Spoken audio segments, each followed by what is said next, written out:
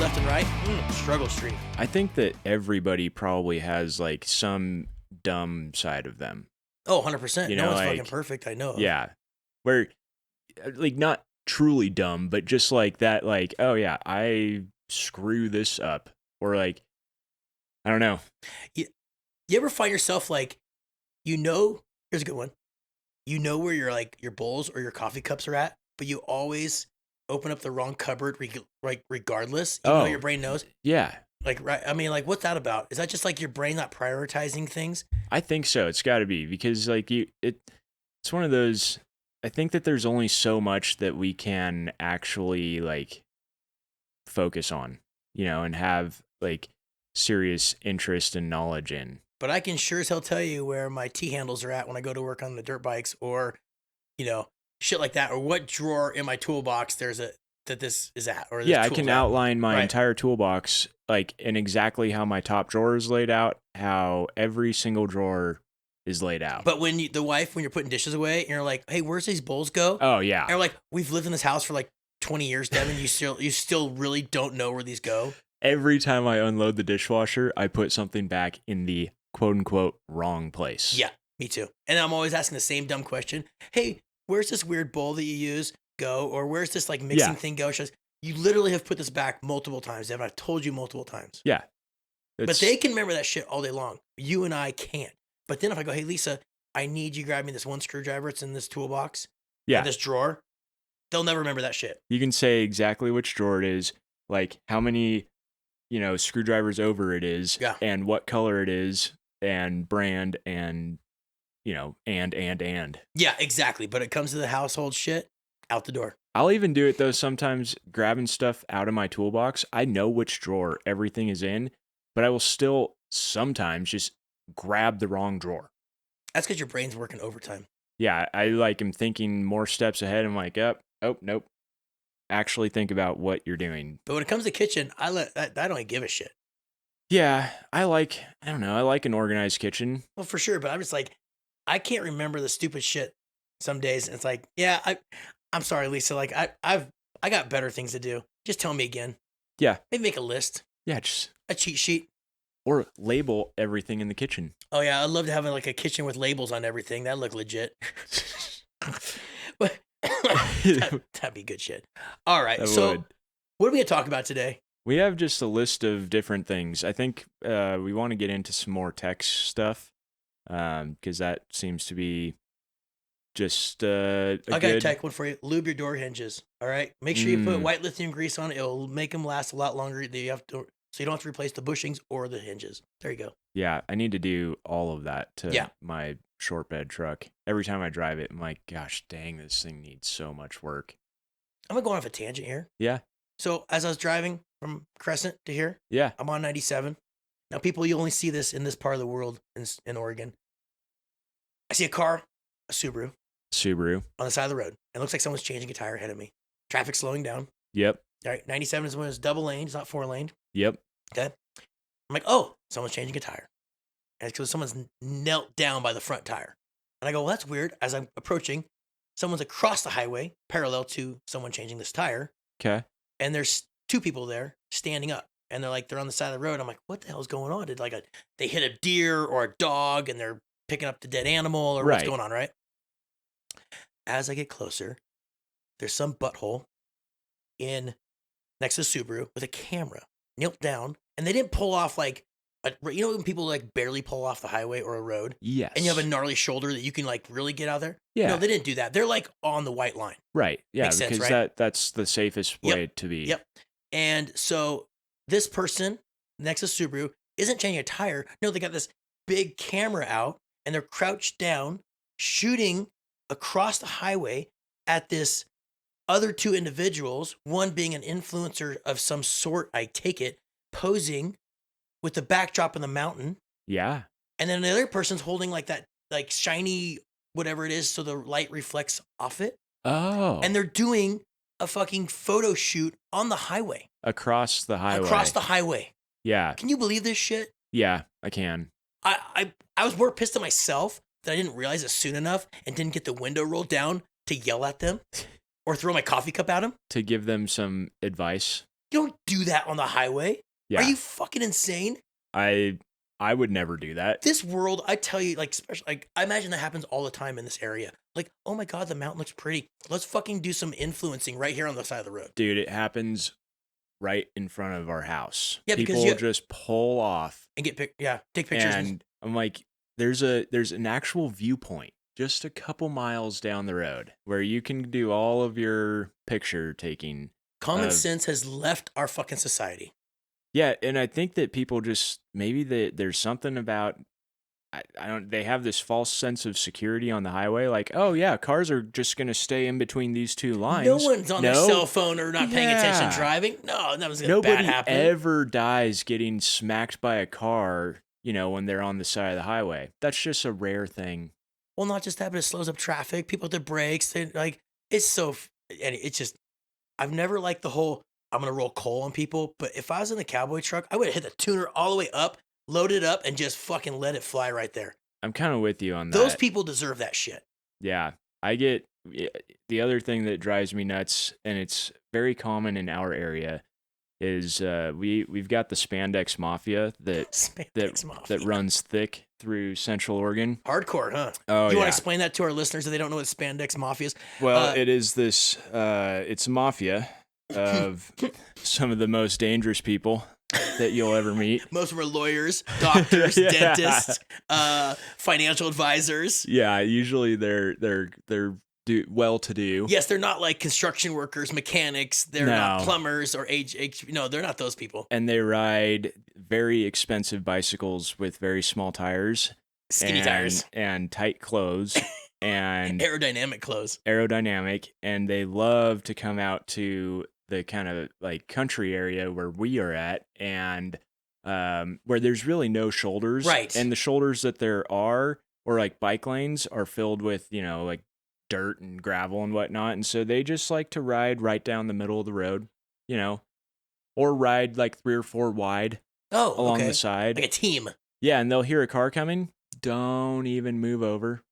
Even on a blind corner, they just expect everybody out here to be as chill as they are and just like follow, because they're out there riding their serious bicycles. Well, they're getting ready for like their triathlons or their whatever it is. Yeah. And it's, I used to be a fairly competitive cyclist, and it was fun. And I get not wanting to, get a flat from something in the bike lane. But at the same time, it's like, you guys are just asking for trouble, and you don't own the road. No, I don't think their last name's Road. And I don't think, really you couldn't pick a better, there's, of all the roads to be on out here, there's a lot of fucking country roads that you really could go on, rather the highway or a busy section of highway or road to be on. Yeah. And it's a little, I don't know, it just comes off as slightly arrogant when you think that every other vehicle around you should slow down to go at your pace. I can see that. Yeah. You see a lot of that here. And it's coming up, dude. It's like that season. Oh, it's that season right now it's starting. Full force. Yep. It is hardcore. They get mad at you. And those are the ones that I don't do it because it's a small community, Yeah. And I don't even own a diesel truck currently. Well, not a running one. But if you did, that's the only time I'm just blast them with some dinosaur. I don't need to do it too big, but just sometimes come on, just can you try? But the problem is you do it to those people, and you have to remember that those people are voters too. Well, they're gonna put you they're gonna label all those truck people, and they're rolling diesel coal trucks, right? And as soon as any sort of emissions legislation comes up, they're gonna be the first ones to go I was on my spandex bike. Yes. I was putting time in, and this redneck hillbilly rolled coal on me. I'm voting for full electric vehicles. Get rid of all these gas and diesel burning trucks. All the emissions equipment possible. Yes. No aftermarket stuff. And so I try to take that into consideration because I don't want to ruin that for everybody. But man, they can get frustrating. So my brother and I would do. So my brother bought a V10. It was like a 2000 Super Duty, had a V10, right?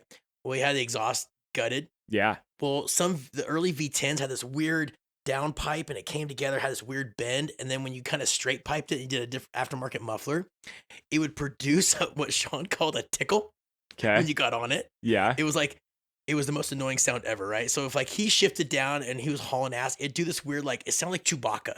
Oh, It's yeah. not like a 6-liter. It was way more annoying than Kenny's 6-liter when he like gets on it. Right.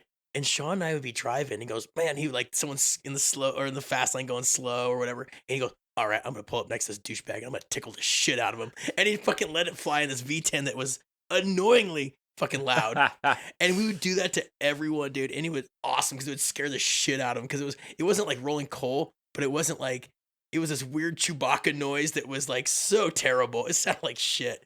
And we'd fucking blast people all the time. But Sean was always like, all right, we're going to tickle the shit out of this person. Just tickle him. That's what he said, dude. It was great. Oh, it's This good. is also the brother of mine that him and I, this is pretty good shit. He had a Plymouth Arrow pickup. Okay. Remember those things? They're super ugly. It was like an 80s truck. It was like his first truck. And we just hauled dirt bikes in it. Plymouth Arrow. Yeah. Plymouth Arrow. They were totally hideous. Okay. It had like going. a goofy bed on it.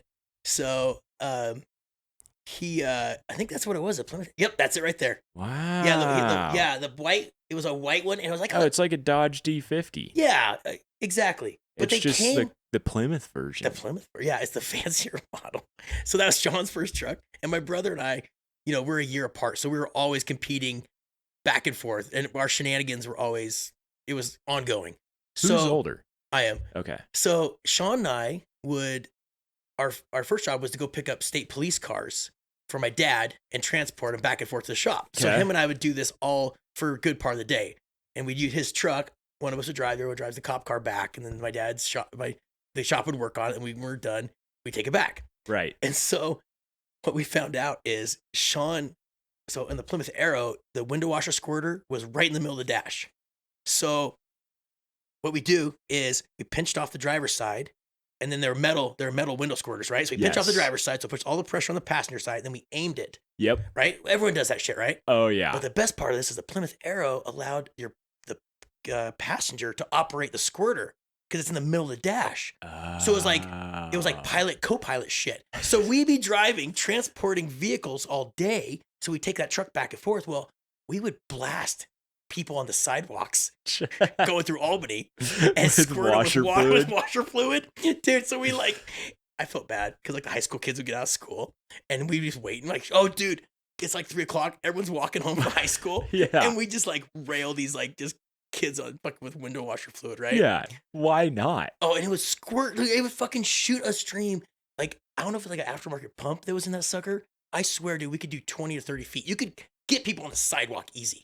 That's so funny. And Sean would always get this one gal. We knew who she was. She was not friendly. He would blast her every day when she was jogging. Every fucking day, dude. Oh Out in the my country. She'd be jogging and Sean would blast her. But Sean told me this story. He's like, dude, I might have taken the window washer game a little too far. I said, what happened? He goes, dude, I pulled up. He goes, I pulled up at one of the main intersections at Albany. And he said there was a person to the right of me. We're at the light. And he just held on the window squirter and the guy's window was down. And he looks over and it's fucking shooting inside the vehicle, blasting this guy. And Sean looks over, the guy looks at him, just comes unglued. Oh, I believe it. Dude just takes off. Dude, I was blasting this guy for at least 30 seconds. It was Oh window my washer fluid. gosh. Oh, that's shit. so much fun, though. That's about the only story I should tell. Yeah, That's like good kid stories, though. that's like boys being boys. Yeah, that's you can't do that and shit it's anymore. pretty innocent. Oh yeah, no one. I mean, it's like victimless crime. Yeah. You got me wet with soapy water. It was just, dude. We just it was like pilot and co-pilot, and we would drive every day. That's what we looked forward to. Okay, pilot to co-pilot. I got one in my sights. All right, and the passenger could operate the window squirter, and the driver could kind of get you close and aim. Yeah, I guarantee you, a lot of people listening to this have done the same thing. Oh yeah, for sure. It was so fun though. Sean and I did so many shenanigans. Like it was really cool having a brother close in age because right. Although we got a lot of fist fights because we were always like the same human. Like we always were always competitive with each other. But we also had so much fun because we grew up out in the country. We were ways away from town. So you always had your someone close to you age that you could go like, hey, let's go do this. and like, okay, I'm down. Yes. Be it Sean and I always had a 22. We were always shooting shit. We're always doing something, you know. It was always, it was a cool like experience, but then I thought the window washer fluid. Anyway, that came off the rails. That we'll sidetrack. So no, that's a fun one. No, it was pretty cool. But the Plymouth Arrow, like one of the hideous looking trucks ever. What color was it? It was white and it had a rainbow stripe kind of down it. Was it like that? It's kind of like that with the rainbow stripe. Like this day and age, you wouldn't be rocking that very well. You know? Is it but like the multicolor, like red, orange? No, it was more like that one down there in the with the all white and then the rainbow striped shit. But that's like red, orange, and yellow. Yeah, something like that. It's like the classic like Toyota, like those 80s colors, you know? Toyota pulled it off. Plymouth did not. I'm trying to figure it out. These were just some of the coolest trucks ever. I don't know if that's what I would classify them as. These things though, when they did this like giant extra cab and made them dualies, like what? I don't understand what the purpose of that was. I do like some of those Toyotas. Like you saw some of the first gens and second gen Toyotas with those cabs on them. They kind of were cool. They are. We had a customer or we had an employee that had one. It was legit. It was like an 86 with one of those sleeper cabs on it. It looked kind of cool. It's just funny that was such a thing. Well, isn't it amazing? There was a company that was like dedicated to fiberglass these little mini sleepers that go on pickup trucks. Yeah. Stretch the frame and then put like a semi-truck miniature sleeper on it. Yeah, that doesn't happen today. It's not like you go buy a Tacoma and you're like, oh yeah, this company puts sleeper cabs on these Tacomas and stretches the bed. I need a sleeper for my Tacoma. Yeah. Yeah. I mean, no one says that shit. No, instead they're like, I just need a rooftop tent. Well, that's a more affordable sleeper. Yeah, I guess that's true. We've gone, you know what? We've gotten soft. We need to go back to hardcore. It's just gotten more boring. I guess so. I guess you're right. You know, but vehicles are also so much bigger nowadays. More expensive too. Yes. Yeah. Look at like, okay, real quick. I sent you that video of the Jeff Bezos like Cybertruck thing he's trying to make. He's coming out with, or he's like funding or some bullshit. Remember, it was that little pickup that I sent you and Kenny. Oh, that's his Slate truck. I think it's not his. He's backing it financially, supposedly. The Slate truck, yes. Okay. Oh, by the way, you are listening to the OBS Truckery podcast, or the Truckery podcast, sorry. The Truckery podcast. Truckery podcast with John and Devin. So we started that off somewhat official. We're only 20 minutes in. Not a big deal. So anyway, the Slate truck. Now, when I saw this, my buddy Kyle Fall sent it to me. Yeah. And I'm like, sweet. I was bummed out that's all electric. I was really bummed. I was hoping it was actually a gas. I was hoping that they're bringing back some old school technology. Or something different, not all electric. Yeah, I get that. I was so bummed. I mean, but they are kind of cool, you know? I think that thing laid out or lifted would be awesome. Yeah, even the little SUV version. So we're looking at, if you guys are interested, go to Slate Auto or slate.auto. I don't know. Whatever it is. Just look up Slate truck on Google. You'll find it. But they've got, the styling is not bad. They have a little bit of like the new Bronco front end look. Yeah. But almost better than the Bronco. Oh, 100%. I think it looks kind of cooler than the Bronco. Yeah. Yeah. And that looks like a Bronco. Like if you go to the SUV, it literally looks like the Bronco. It looks like a better Bronco. Yes. Well, you know why? Because they need those stupid flares. Yes. The Bronco and those flares are handle things on the hoods. Dude, I'm just like, you guys suck. I mean, I'm not, anybody that's listening, I'm not hating on the new Bronco, but it's... John's too PC. I hate the new Bronco. I think it's lame. I think, they really sucked it. All it is a four-door Jeep is what the new Bronco is. They're just going after a market like, hey, these guys are selling the shit out of these four-door Jeeps. Let's make our own. Oh, 100%. Like, really? Come on. Yeah. Yeah, and they didn't go straight axle. No. At least Jeep's a straight axle. Yeah. You know? No, 100%. I'd almost buy a Jeep over a fucking Ford Bronco. Dude, check this one out. So it's like light blue, kind of like that light OBS blue with some red accent stripes and what's the bar for? I don't know. Is that for your surfboard? That's a speed wing or your surfboard. Does it look lowered? It looks low. Yeah, some of them look. Yeah, you got lowered, lifted. Like the options, there's 25. I didn't realize it, dude. They actually have more options than most Toyotas. Totally. And look they have some that have the slanted back, I think, and some are squared off. Yeah. Like, just make them gas, please. Okay, so let's see. What do we have here? Under 20 grand for that thing. Yeah, under $20,000, $50 to reserve. It's fully customizable as far as what, like, you can add whatever you want to You it. could put a back seat in it. Yeah. Check that out. Yeah. Anytime, add and swap. So it can go from being a truck to an SUV, to whatever you want is what it appears. Honestly, I'm kind of digging it. But it's like so bare bones from what I've heard. Which is kind of cool. Yeah, it's very basic. It's very simple. I'd drive that over a Cybertruck any day of the week. Yeah. If I'm like, hey, a gun to my head and said, you have to drive an electric truck, that would be it. I'd buy that over a Rivian. Ooh. Yes, 100%. Look at the stereo is speakers in the glove box. I don't know. Because your phone's a stereo. Bring your favorite portable Bluetooth speaker or add accessory speakers that transform the dash into an immersive soundbar. So it doesn't even come with the stereo, from the factory. Like, I don't think it comes with. It's like so bare bones. It's basically a side-by-side that's street legal. Yeah, and so that's lame because it's all electric. That's only if you can charge your phone, you can charge your car. Okay, I want to know. Oh, so here we go. We're comparing the size to a new Chevy Silverado EV, but that's the same size rig, right? Okay. Yeah, you're right. Or a Ford Maverick, which is lame. Okay, so do the Ford Maverick. See a comparison to Ford Maverick. It is significantly. It's got to be. Yeah, but a four-door. That's not fair because a Maverick's a four-door. Most of those are four-door. Okay, so 1985 there you go. SR5 Toyota pickup. With it appears it's got to be a short bed. Yes, this is a little bit longer than a 85 Toyota single cab truck. It might be 10 inches longer than an 85 Toyota. Which that is cool.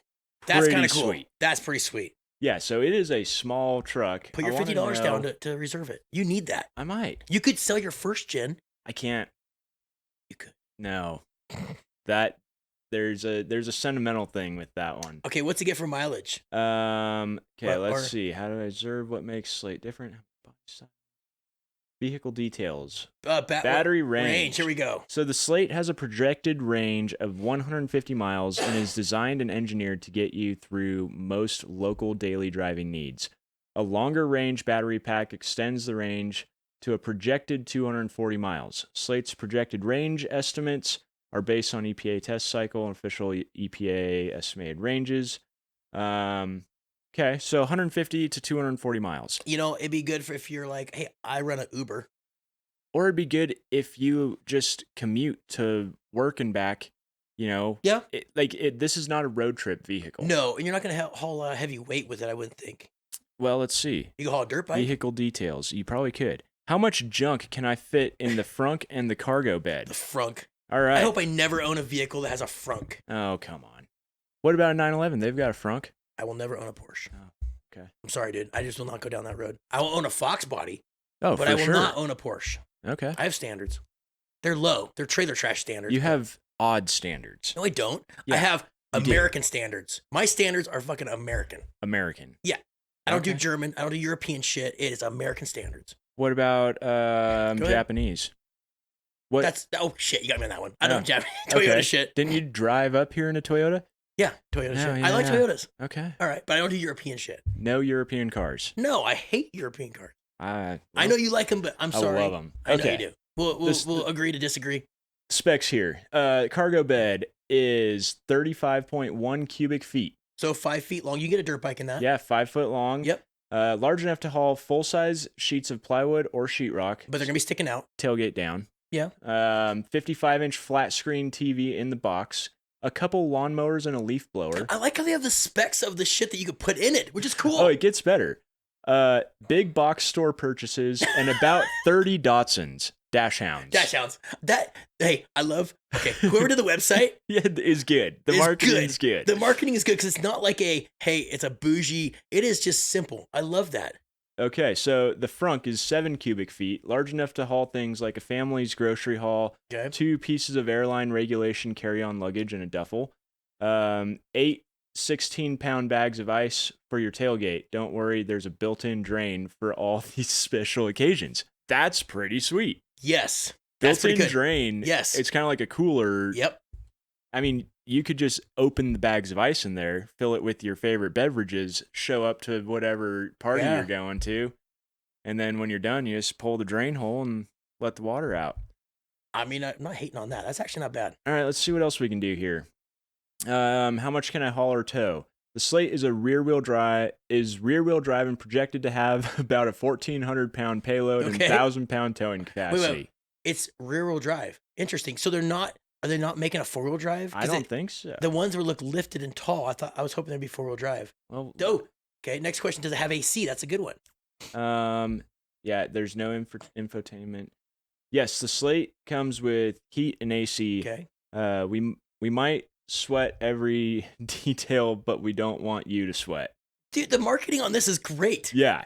Is it true that there's no infotainment system? It's true. The Slate uses the tech you already know and love, with easy mounting and charging included for your phone. An accessory bracket fits a large tablet if you want a big screen in your Slate.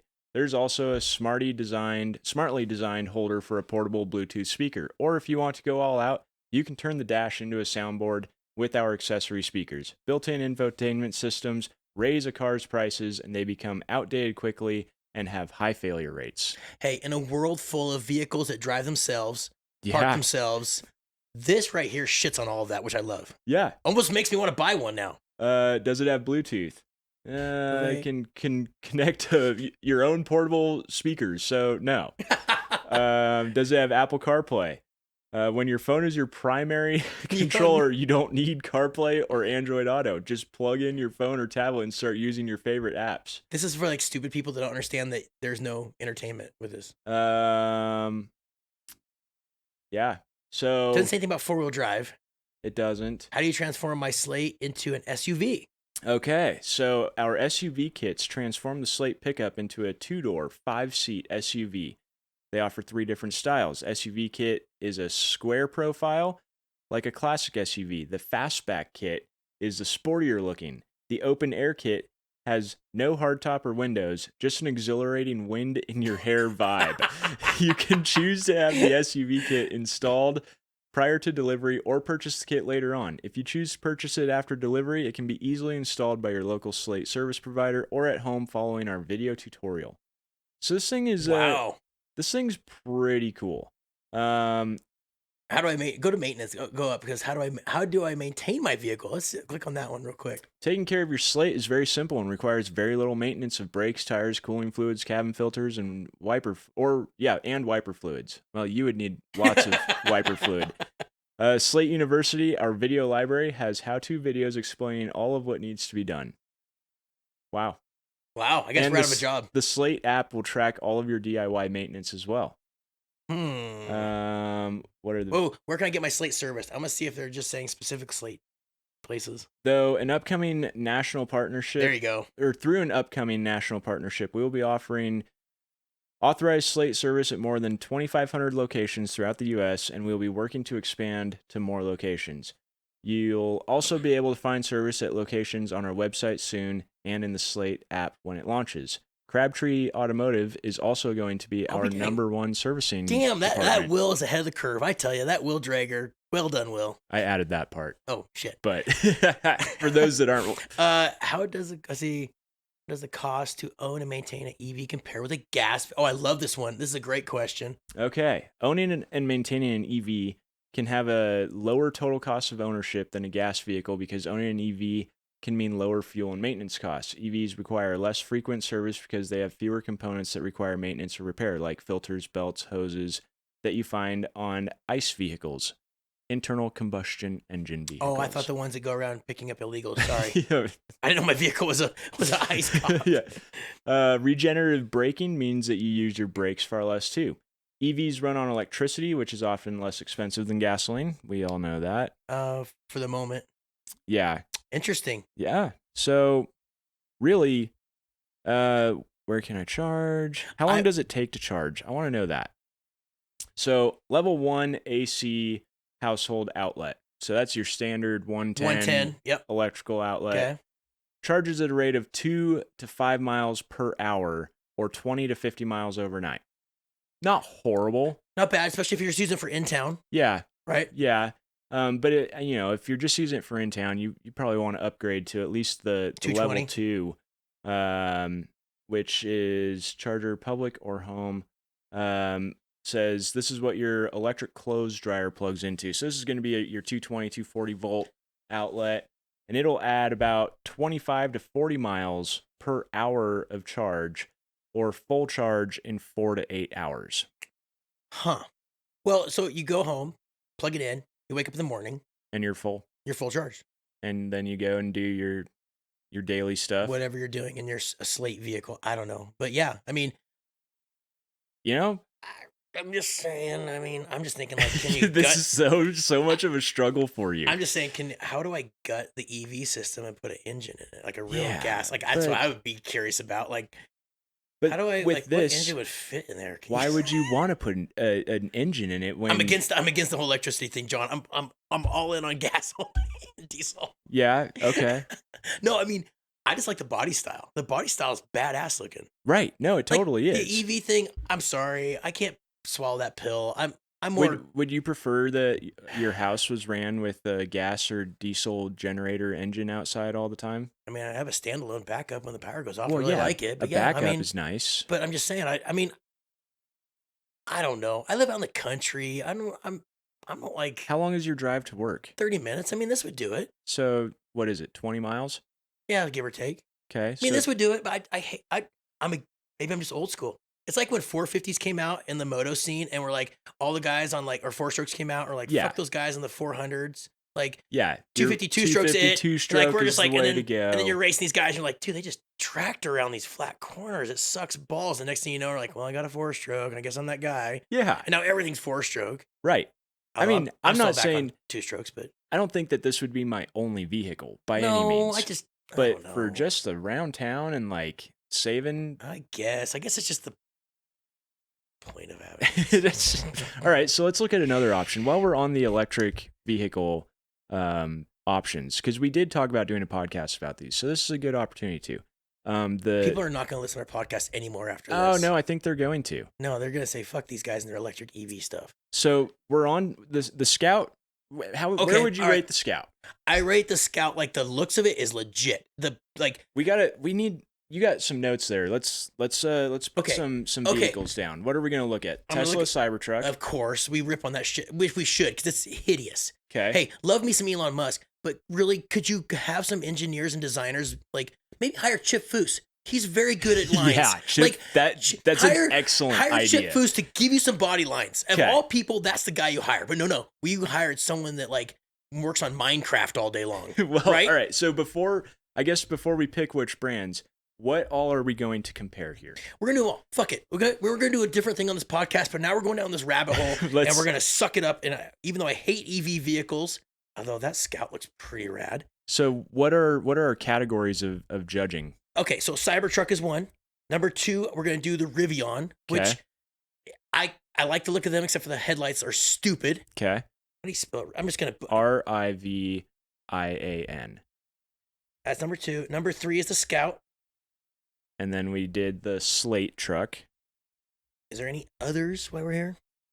I'm sure somebody's. Are we gonna throw in those K trucks while we're in here, even though they're not EVs? No, I think we got to go with what's new and modernly. Okay, available. so what other EV trucks are there?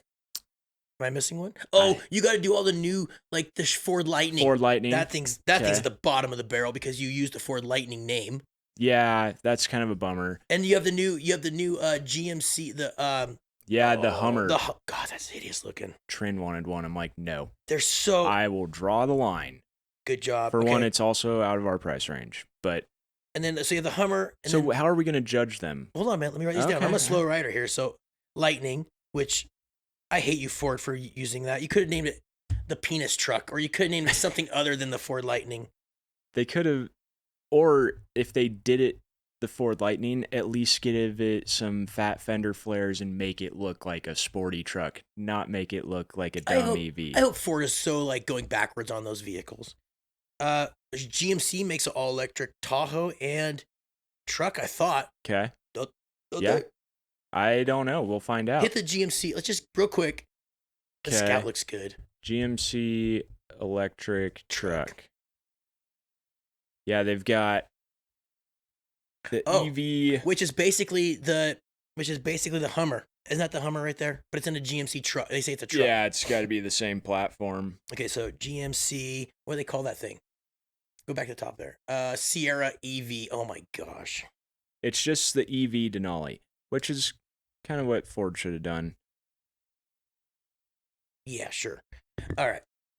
What else is there? I'm sure there's other things we're missing. Yeah, we'll find out. What categories are we judging? Let's go on looks. Okay, we got to do looks. appearance. Yep, looks. All right, looks. And then I'd say, I don't know, lameness. I mean that's just an overall. I think we can categorize. Okay, we gotta be serious. Let's do towing. Towing. All right. Range. Now, see, that varies because there's so many studies that they go, oh, this is the range I have with towing, and then like real world people do it. There's like influencers all over the place that have like, check out what we towed and only made you this far, and we had to plug it in. It took 2 days and all this bullshit. I wouldn't even go there because that's like price. Price. Let's just do price. Go looks, price, or maybe just like maybe not towing, maybe like function. Function. There we go. Let's do that. All right, function. Okay, and are we rating like 1 to 10 or 0 to 5? Let's do 1 to 10. 1 being like I'm buying this thing. 10 meaning it's a shooting car that you put out back and you shoot. Oh, yeah. Okay. So the vehicle with the lowest score wins. Yes. That's how you want to do it. I'm gonna do that. And the highest score, it goes out back and we're shooting with ARs and security shotguns and stuff like that. All right. Okay, so on the Slate truck, we already did that. I'm gonna say the Slate truck on looks. I'm gonna say I think it looks badass. I'm gonna say it's up there with the Scout. Yeah. I'm gonna say it's like a probably 1 being like I'm gonna own that. If there's any vehicles on this list, I would almost own that. Yeah. As far as what we're comparing to the other vehicles, I'm gonna put it at an 8 on looks. An 8? Yeah. Really? Okay. Or sorry, I'm going the opposite. You're killing me with this backwards one. Oh, yeah, okay. Let's go opposite. Then. Let's make 10 the 10's fucking prime number. Okay. 1 being low number. Like we don't want the low number. We're gonna switch it up. I'm gonna give it an 8.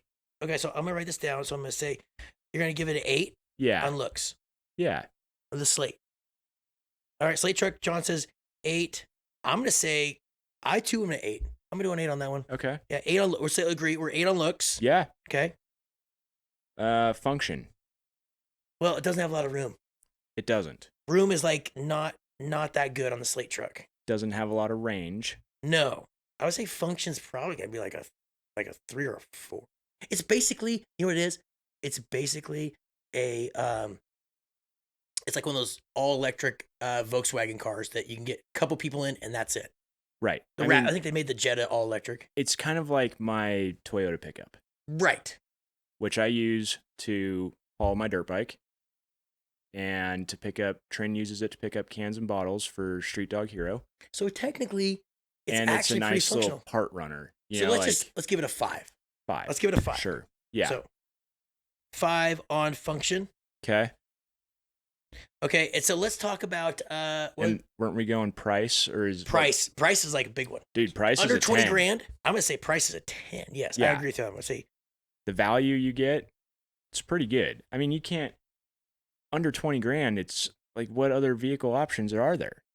none that I could. Well, I mean, maybe one of those Volkswagen Jetta things. We're talking trucks though, so I don't think you can. Like I think it beats them all, and you can get the little canopy for 2 more people to ride in the back. Yeah. So function actually might be higher than that because technically That's you can true. modify it. It's not just a truck. Correct. You could add a top to the back of it or a roll bar. So you going 6 or 7 function? Let's go 7 on function. Okay.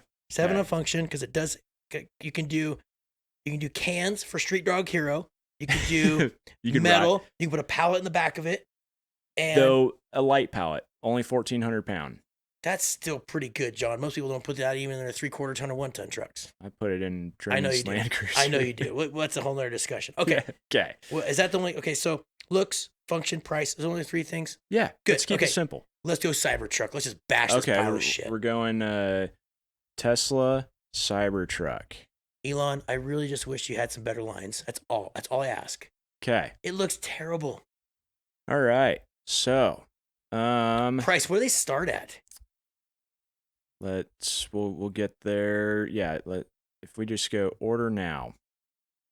So we're gonna go on looks to start with. Okay, so do we want to just go base model? Well, first thing, let's go by categories here. We did the first one, so we did looks on the Slate truck. Let's just do looks right now. It looks like shit. Yeah. It looks like it does. As Keegan would say, it looks like a hobo's nutsack. There. Okay. I'm gonna give it a 1 on looks. I'd go 2, but yeah, 1's fine. Do you want to agree to disagree? You want to do 1.5? 1's fine. Okay, so 1 looks. Okay. Function. Now, I don't know much about the Cybertruck except it looks terrible. I don't either. Let me just figure out, because it doesn't. Cybertruck price. Well, no, we got okay. Yeah, I guess it's close. Okay, so they start at 70,000, and we're gonna start with just like base pricing. Yeah, we're gonna do compare our pricing. Well, okay, base. so we know it's 70K. Let's move on from that and go. What's the function of this truck? Can you go back to the website? Because I think Yes. You have a shrunk or trunk. What do you guys call those things? You Porsche people with what do you call it? A frunk. A frunk. There you go. The front trunk. Yeah, front trunk. It's like a Foompa. Oh man. I'm not gonna be PC today. No, that's fine. So the bed is 6 feet by 4 feet. That's a good sized bed. That's bigger than the Slate truck. Yeah, but it slanted back. I mean, like. See, they've also, I've noticed they have changed their marketing. Yes, you're right.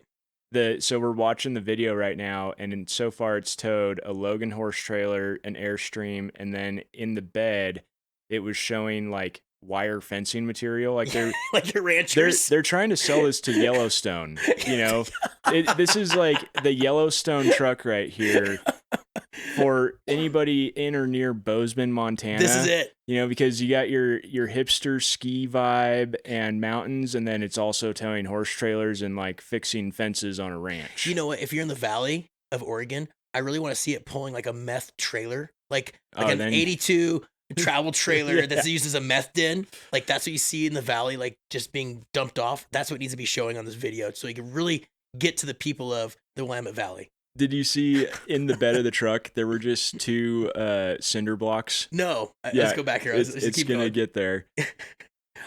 And it's like not enough fence material to do anything. Right. Oh, 2 cinder blocks. You're so right. you got fence, 2 cinder and blocks. Pieces of concrete, broken up concrete. Yeah. Like I'm going to build just a mini fence. Yeah. Keep my chickens in. We'll only have them. I like how if you go back to it, they've got all ethnicities in the cab there. Oh yeah. Watch, like you're Asian, you're white gal. Like they're getting it done here. Yeah. And did you notice on the snowboard rack, it's a skier and a snowboard, so it doesn't single out one or the other. It doesn't single out anything. Thank God, marketing guy, you hit, because us skiers and snowboarders, we don't get along very well, but in that picture right there, it looks like we can actually communicate. It's pretty funny. Oh, there you go. Okay, so what's this person doing? The picture here of the stuff in the back, it looks like you have some old 2x4s and 2x2s. Yep. And 2x6s. You got the rope there. You have looks like maybe some sawhorses. Those are good. Some big clamps. And it looks like the yellow box I'm assuming is that a Trimble, like for like doing a laser, like set up a laser. It kind of looks like they've got a Stabila laser set up. Sure. And then you got like a wire, like a 110 like extension cord holder. Yep. Because I'm betting this has a plug-in. I picture this. It does. This is like a line. Oh, there you go. Rancher stuff right there. Yep. So we got 2 120 volt outlets in the bed, plus 1 240 volt outlet. Okay. I mean, that's kind of impressive. So you can plug in everything from air compressor to heavy duty power tools. But the bed says it's 120 cubic feet of cargo space. So compared to the Slate, which had it was a lot less than that. Yeah, it was a lot less. Somebody's gonna remember 55? No, 35. Wow. So it's got 4 times. It's got more. It's got quite a bit. And like it does 3.5 times as much bed space. Okay. Um, So function's getting up there, function is getting up there. and it has all the accessories that you could want in a vehicle nowadays. Yeah. I like it showing the vehicle out there in the snow and mud and ice just wheeling around. Oh yeah, here's the picture of the bed. Nice. It's lame. it is Lame. lame. It's 100% lame. I'm curious, like, as far as hauling a moto.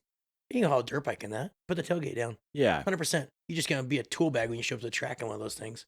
Okay. Towing capacity, 11,000 pounds. Now, I remember, I'm not a Whistling Diesel fan, but my son was watching that. He's like, Oh, Dad, you yeah. got to watch this one. And it was really enjoyable when he thrashed this truck. Oh, it made me, like, everybody that's listened to this podcast knows that, like, I kind of had a soft spot for the Cybertruck. I'm like, it's just, like, it's unique. You're a new technology guy, which I love. Yeah. It's not a big deal. It's not After terrible. watching that Whistle and Diesel video, I'm like, oh my gosh, it just seems so cheap Yes. and like flimsy. Real quick, speaking of that, go back to the video of them pulling whatever and doing, Yellowstone shit. Go back. It looks like it's like Dented in the door. dented in the door. Yes. So like even their body panels aren't even like, look at that right there. Yeah. It's like a dent in the door. Look how the quarter panel over the rear fender area or whatever, the rear wheel well, is all like It's cellulite. because it's all stainless steel. It's Right. hard to bodywork stainless steel. Yeah, it's funky. It's way funky. Like, okay, the only one that did it right was DeLorean with a stainless steel. All right, take notes, people. But DeLorean screwed up everything else. That was such a cool looking car. It was. Even for a time machine. It just had a bad power plant, right? Yeah, I think it was pretty derpy, but the looks of it. So there's a place up in Salem. Yeah. There's the Brothers Car Collection, which is an invite only. Oh, okay. You ever heard of this? No. Anyway, it's amazing. They have the most one of one vehicles there. It's massive. Okay. And they had DeLorean there. I've only seen two in real life, and this one they're so cool looking. Shane and I are like, this thing's badass. Like, be it not the one off of Back to the Future, all stock, it was still They're legit. still really cool. Yeah. I've never seen one in person, I don't think. I have a customer that owns one that shows up to the shop every once in a while. Do you guys ever work on it? No, I don't think we have. No. It was pretty cool. But look at that picture right there. Even back, it showed the body panels are all wavy and goofy. Right there. Yeah, it just looks a little. Yeah, and when you see it out in nature, it looks like it's from outer space. I feel like the engineer or designer that like came up with like the look of this was like stuck on the first Total Recall movie. Oh, okay. That's what I was thinking. Like that's like Yeah. RoboCop, Total Yes. Recall. RoboCop. Someone for spent sure. too much time in those and like thinking the future is going to be all square vehicles. Well, and it's interesting that they chose an Airstream because the Airstreams photo around. that we're looking at right now is the Cybertruck like out in the ranch land country. It looks like Eastern Oregon, towing a small Airstream. Very So small. Like both of them. Well, one of the Airstream's aluminum, right. but very similar color. Yeah. And it's all round. Yeah, and it does the not help it here. Cybertruck is like doesn't have a round angle on it. What they really should have towed was like a 94, 90, oh no, like early 2000s Weekend Warrior with the fiberglass all delaminating, coming down the yeah. side, the graphics just bleached out, Yes. like 2-axle, and then just all like the shit just being blown off on it. That's what it should be towing. The Like problem is Airstreams are bougie. they're very bougie, so it goes with a bougie crowd who's going to buy one of these things. Yes. But we better get back to our function. I'm gonna say function, dude. We're a little higher on the function. It's got lockable storage. It does that, which, although if you have something, look, that's where they sucked it up. You can't put a canopy on that thing if you needed more lockable storage. Like, how do you? If you go back to the lockable storage, if you have shit that's above that slanted thing, you ain't locking that sucker up. Let's hit play. Oh, it's a powered thing. Oh dear! Look at that. It's like a built-in tonneau cover. Yeah. Okay. Yeah, there's that. Yay. I Oh like how my gosh. The mini, hey, cover up your dirt, bud. They're showing Mini throwing dirt in the back of this thing, and then they like what? One bucket full of dirt in the back. I don't know. I mean, 120 cubic feet, which would equal out to not a yard, I don't think. Yeah, so you can put a little bit of dirt in the back for your potting soil, and then you lockable storage. Okay. So Okay, payload up to 2,500 pounds in the bed. that's not terrible. That could pick up pallets Yep. of material. Yep, that's true. let's see, and using the lockable aluminum tonneau cover to secure whatever you fit inside, turning your truck into a 6-foot vault. A vault. Plus, it adds 13 miles of range when tonneau cover is deployed. I love it. So, hey, have you guys figured out, like, okay, I don't care if the Slate sucks ass. The marketing is way cooler than these guys. These guys are like, they suck when it comes like, look at this, it's lockable storage, it's a safe. I mean, or deployed. I like the Slate way better just because they don't give a shit on their marketing, right? Yes. It's almost a joke. Yeah. The Slate is ripping apart these guys. The traditional, yes. Like they laugh, it'll fit 30 dash hounds in the bed. Which I love versus these guys. Exactly. Inside, the tech is way more techy, which you got to expect from Elon, from Tesla. Right. Which is kind of cool. There were kids playing video games and stuff. Because I need my kids playing video games at all times. Yeah. The steering wheel. Look at the steering wheel. The steering wheel is so lame. Yeah, it's like you're in a... It really looks like an alien spacecraft crash landed here and morphed into what it thought would be the next vehicle, to fit in. It's like looks like a transformer that didn't quite figure it out. Has the tisms. It's a transformer with the tisms, but I mean, okay, function. It does. I mean, it's got more bells, function. It has more function. It's got all your bullshit for driving. It does the whole engineered for safety. I love it. Engineered for safety. We can never be safe enough in this day and age. Yep. Okay, I'm gonna say let's just go function. Let's give it what it is. I'm gonna say it's probably a 7 on function. Yeah. 10 being like new Super Duty. They can haul whatever you want, or a new Dodge or a new Chevrolet dually that hauls whatever you want. It's a 10. I'm gonna say it's a... Yeah, are we comparing this to gas vehicles, no, or are we we just can't. comparing this to all the other We got to compare it to all the other EVs. That's that what I'm thinking. You're right. So I'm going to say it's probably a 7. Yeah, I'm going to say 7. Because what did the Slate truck get? We gave the Slate a 7. Shit. Maybe we should give this a fucking 9 then. I mean, honestly, yeah, probably. Shit. All right, it's a 9. I hate to do that. Function's a 9. Crap. But remember, the Slate, though, you put a canopy on the back, or a little canopy thing on it, and you put 2 other people in there, and it looks way cooler. That is true. The Slate function, if... I'm going to say, let's just stick with a 9. Okay, we'll stick with a 9. We'll see. Okay, so price, $70K for that tin thing? No. No, dude. I'm going to say... We may have to adjust these numbers as we look at the other ones, though. We might.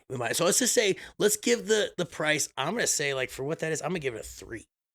Yeah, the price is rugged. Yeah, I'm not buying that pile of shit for that much. All right, let's move on. Let's go to the Scout. Scout looks pretty cool. I'm going to say... Okay, so we're looking Did you see the Scout SUV, the tire holder? Oh, yeah. The spare tire holder looks cool. Everything about the Scouts look cool. This is Scout Motors. I don't think this has anything to do with international.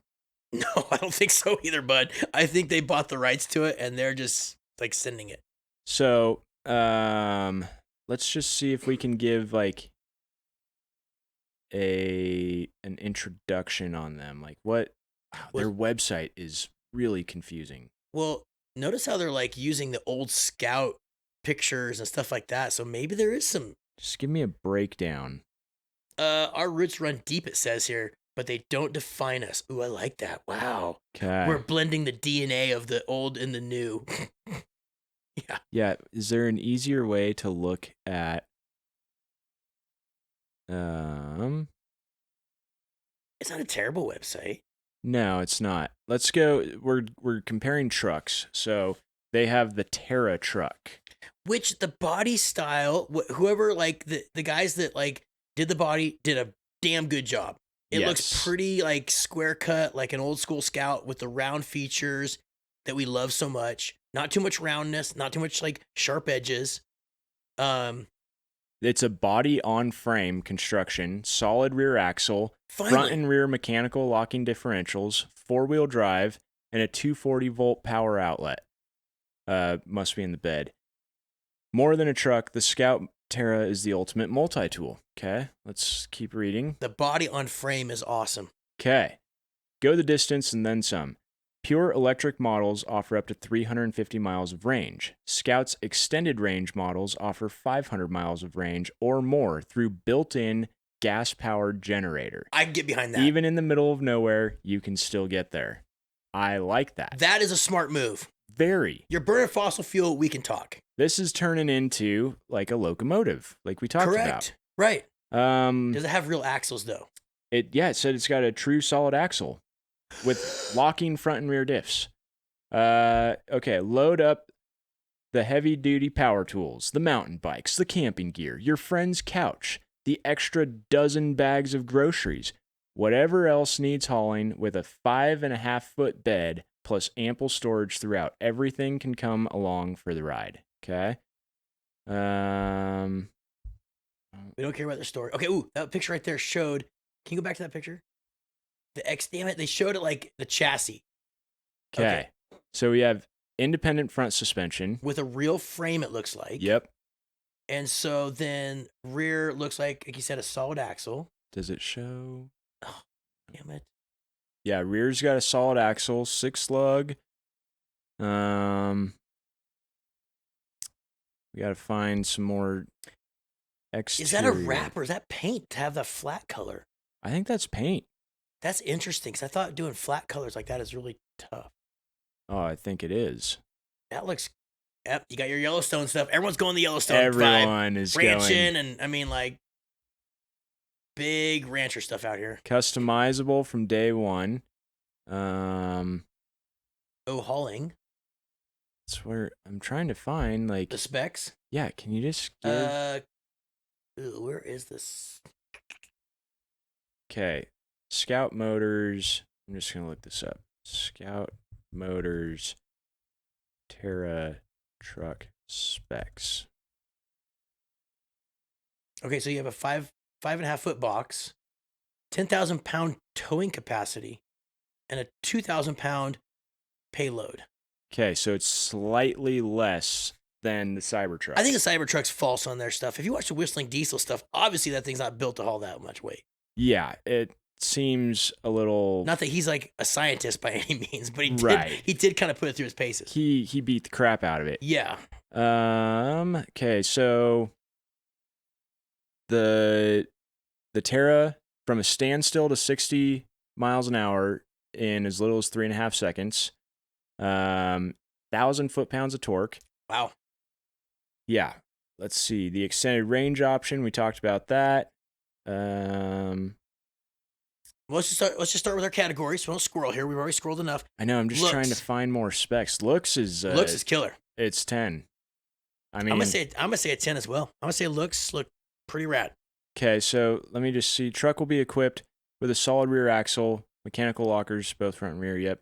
Anticipating over 12 inches of ground clearance, allowing you to tackle rocky landscapes. Ooh, because this is gonna be a rock crawler. And muddy trails with confidence. It's a swamp machine. Hey, comes with 33-inch tires, but if you want even more off-road capability, we will offer all-terrain tires up to 35 inches fitted at the factory. Okay, these guys get it. When it comes to like, everyone's modifying their trucks and SUVs, right? Yes. Why don't manufacturers go, hey, by the way, we sell this other package that lets you run a 37 or a 35. Yeah. Or, like you have to like, it's very rare that manufacturers do that. I mean, obviously our Ford Raptors, some of the new Bronco Raptors and that kind of shit does. But even like getting the Toyota Land Cruiser comes on the derpiest highway tires. Right. Like it's a Land Cruiser. You can't just put like some all-terrains on it. Or like at least from a 30 the factory. Yeah, exactly. At least these guys go, hey, you want a 35s? Isn't it funny? 35s are like the new soccer mom tire size. Yeah. Oh, totally. Right? Yeah. Used to be like, oh my God, 35, that's a big tire. Oh no, don't put that. It's too big. Yeah. Now it's like, look at all the soccer moms around here are rocking like Raptors on 37s and hogged out 40s. Yeah. It cracks me up. It's crazy. Other suspension options will include front sway bar disconnects. These guys are like, the thing looks good. It does look good. The front end, like, can you stop right there? The front end looks legit. Yeah. They really nailed it on like the iconic So that's one thing that cracks me up about internationals, right? they're kind of square, but they're round on the sides, Yes. and they're not defined side body lines, but they are. Like, I think that's what's funny about Ben Palmer is like the international king, right? Like, and you go to his house, it's like, oh, this is this body, and this one this, and this one's rare, but they all have the same thing where when they made those trucks, or like the Scout itself, they all have like a distinct rolly panels, but they're not like a Ford Taurus F-150, Correct. or they're not like a 90s or a 2000 Super Duty where it's all roly poly. There's no sharp edges really. Scout is always like, you look at it like, okay, it looks okay. And you look at a different angle, like, okay, it looks cool. Yeah. And I feel like they nailed it on this. They really did. And I will say I like the grille and headlight design better than the Rivian. Yes, the Rivian, I feel like the Rivian like looks cool, but the headlights just, they look like a goat eyes. They like up and down. Like, Yeah. I'm like, dude, come on. Why'd you have to like try to reinvent the wheel with headlights? Okay. Sorry, I didn't mean to interrupt you. No. So we have function next. What are we doing on function? Well, we've got a 5.5 foot bed with two 120 power outlets and one 240. So essentially the same as what's capable in the Cybertruck, except with this, you're able to recharge your batteries if you're using a lot of it, right? Yeah. Because you got the gas power That's what I'm saying. generator. I mean, this thing's almost a 10 on function. Yeah. Towing 10,000 pounds. Makes it easy to haul and travel. Estimated payload of nearly 2,000 pounds. So it's like a little bit lighter, supposedly, than the Cybertruck. Yeah, but the Cybertruck's not a frame, on a body on frame. No, this it's thing is skateboard style. Yes, which this thing is kick ass. Yeah. So it's out of the ones that we've looked at thus far. It's got recovery points built in. Thank God for those. Yeah. Does that say harvester on the side? Yes, it does. That must be on like the charger cover or something. It must. Interesting. I really want to know what engine they're using for the generator. Yeah, that's gonna be kind of. Is that wood grain paneling?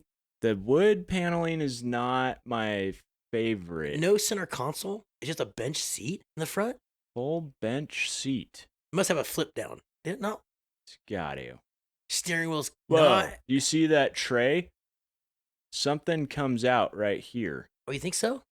See that? Oh, you're right. Like, so you can put your laptop on there, and your passenger can do whatever they need to do on their laptop while driving down the road. I mean, that is sometimes handy.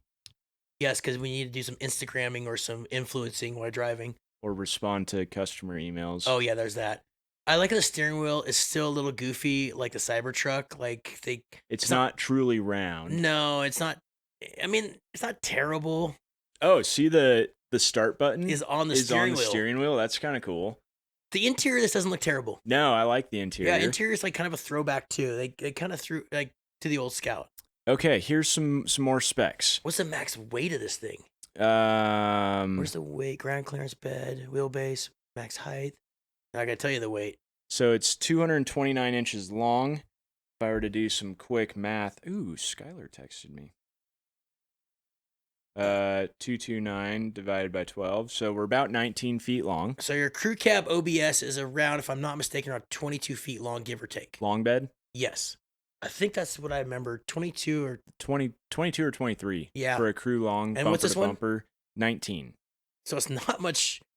It's not a small rig. No, it's not a small rig at all. So width-wise, width not including the mirrors, we're at 6.6 feet wide. I think that's like standard. Pretty standard. What's the weight of this thing? I wonder what it weighs. That's a good question. We haven't checked these numbers yet. Okay. Pricing and availability. Estimated retail price under $60K, and incentives could lower as $51,000. That's tax incentives. Oh, taxes. Sorry. That's not bad. Okay. So That's this not bad at one's all. starting at probably 60. Right. And the Cybertruck started at 70. Yeah, F that Cybertruck, dude. This thing's way cooler. Yeah. Okay, so yeah. on our categories function, let's give it we gave the Cybertruck a 9 on function, dude. I mean, Well, we should lower that number. We can change the numbers because we're comparing all these together, right? I'm going to change Cybertruck to function as a 8 at this point. Yeah, it's dropping. Yeah, it's dropping rapidly. You want to know why? Because this thing should almost be a 10, because it has its own gas-powered generator. So you Well, can take out it of wherever. the 3 that we've looked at so far, I'm going to say it's a it's 10. got to be the 10. I'm going to say it's a 10 on function. Okay. Let's talk about price. I'm going to say starting at $60K. Compared to the Cybertruck, it's better than the Cybertruck. It's not as good as a Slate, obviously, No. at 20 grand. The Slate is going to be the winner price-wise, no matter what. Okay, but let's just say price. Let's just give it I'm going to say it's a 6 or a 5. Well, it's going to all depend on what the other ones come out to. Okay, so let's just say right now we're going to put it at a. Right now, it's second in line out of 3. So let's just put it at a 5. Okay, 5. Okay, 5. We got room to adjust. Okay, so John and I are liking the look of this thing. Oh, Dude, yeah. we're on a podcast about trucks and we're talking about EVs. I feel dirty.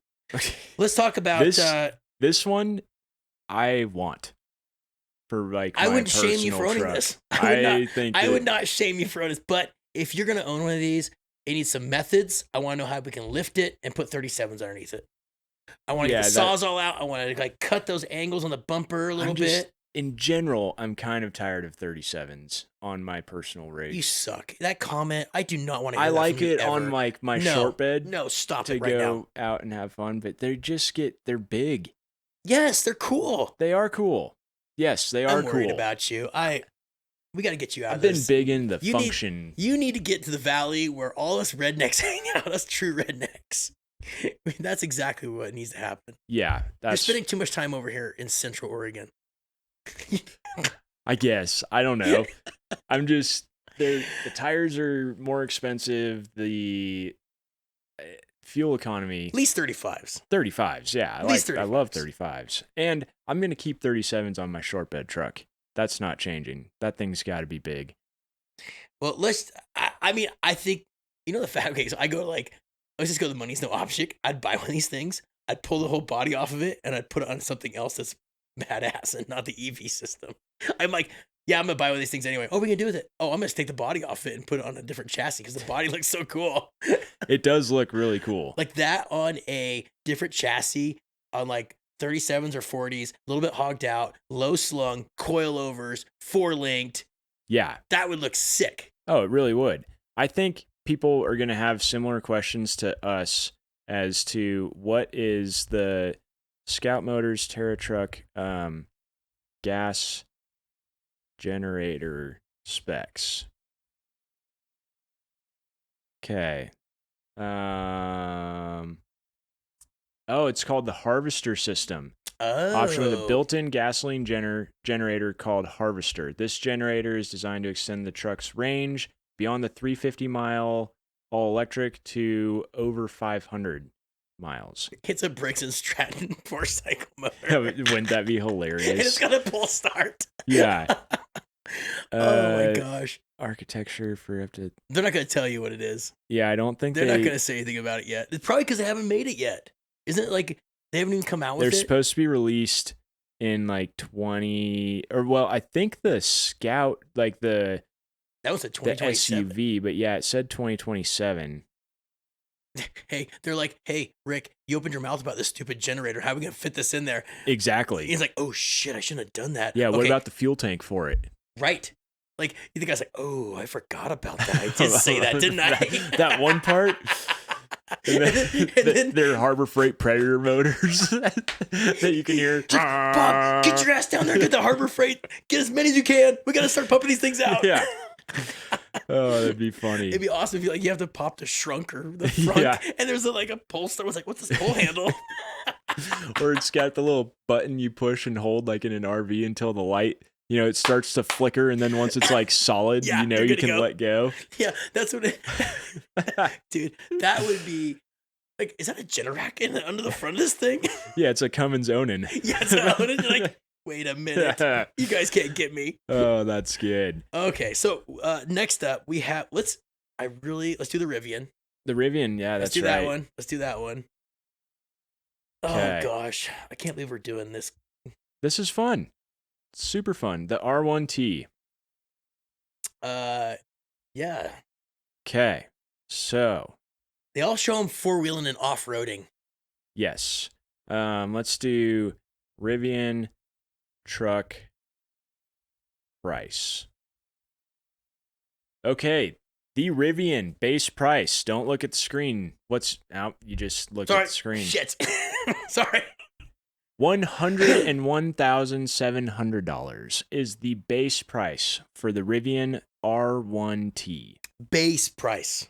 Yes. Rivian R1T base price. Oh, excuse me. That was for a heavily upgraded version. Oh.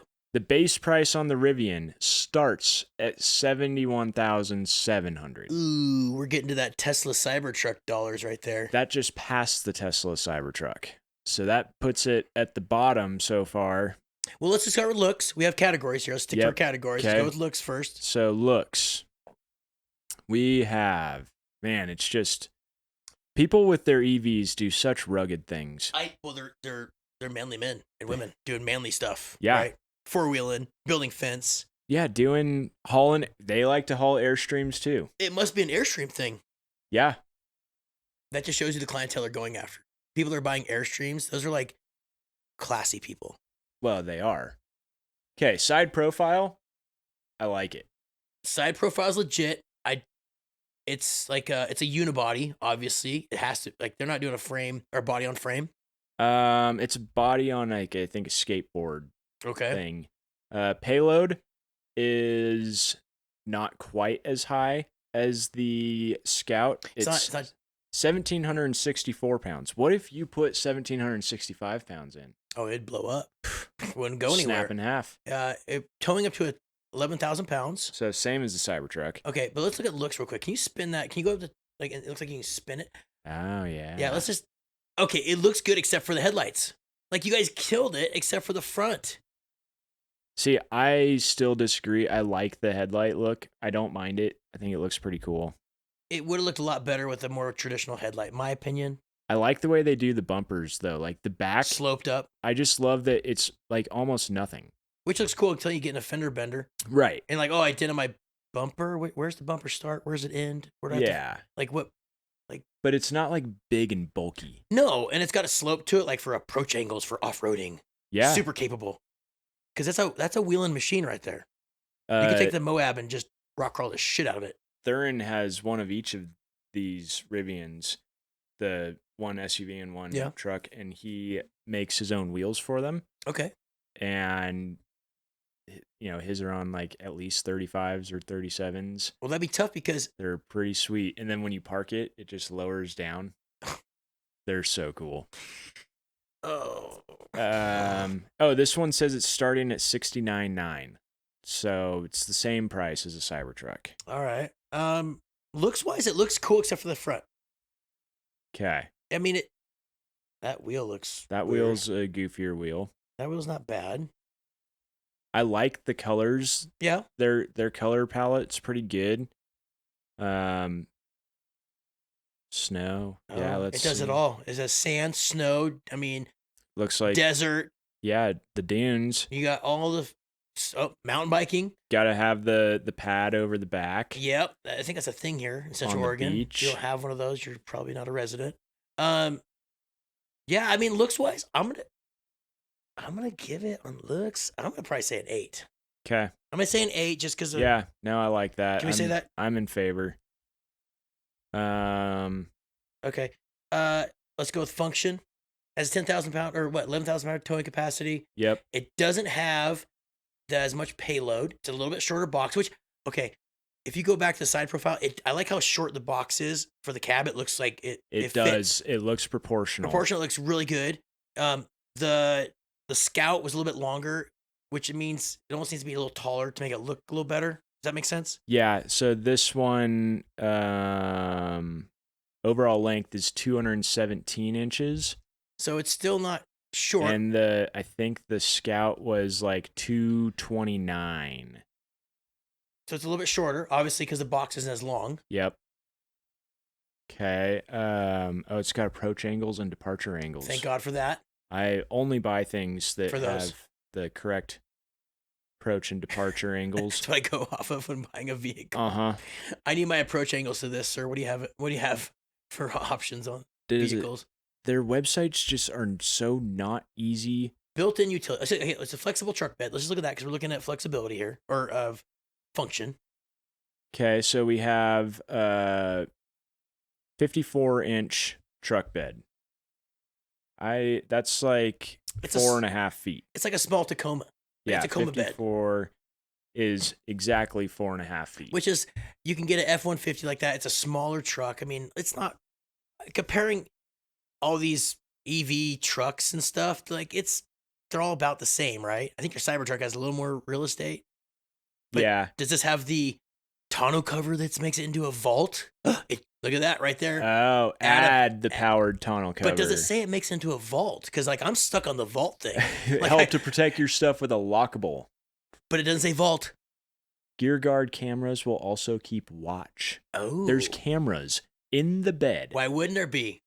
To make sure that all of your gear is safe. Got it. Okay, that's good to know. Corrosion resistant. I like they got like your tattooed guy loading up a bunch of wood. Yeah. Yeah, good job with the mountains in the back. Built-in tie downs. Okay, smart.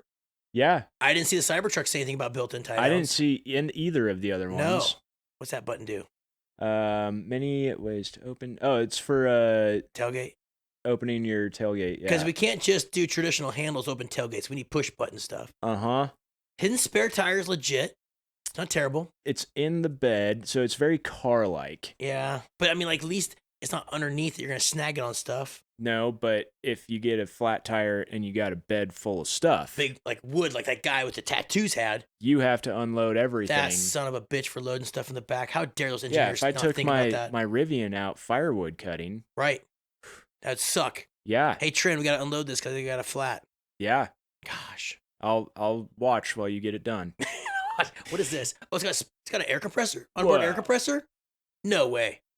Built-in air compressor. The phone. Built-in air compressor whenever you need it. Set the PSI and inflate anything from tires to SUP boards. That's stand-up paddle boards. Lame. Jeez, oh pizzo. Or your camping mattress. I mean, I'm sorry. Wait, hold on. Onboard air. The onboard air is awesome. That's awesome. Cool. Like the fact that it has onboard air is cool, but they didn't market it right. You should have said to air down to go off road. Yeah, if you're airing down, they said tires, but maybe the general public don't know about airing down off road. But they're showing people going four-wheeling. Yeah. Why aren't they saying airing down? Oh wait, your TPMS light would come on, and then it'd be, oh no, danger. Danger to tires. Yeah. It cracks me up, the marketing on this shit. Oh, it is. Right? It's so funny. And then what do you think of okay, so we've seen the bed. It's got the built-in 110 plug-in. Yep, plug-in. Not a 220 though. The Cybertruck has a 220. I thought that, and so does the Scout.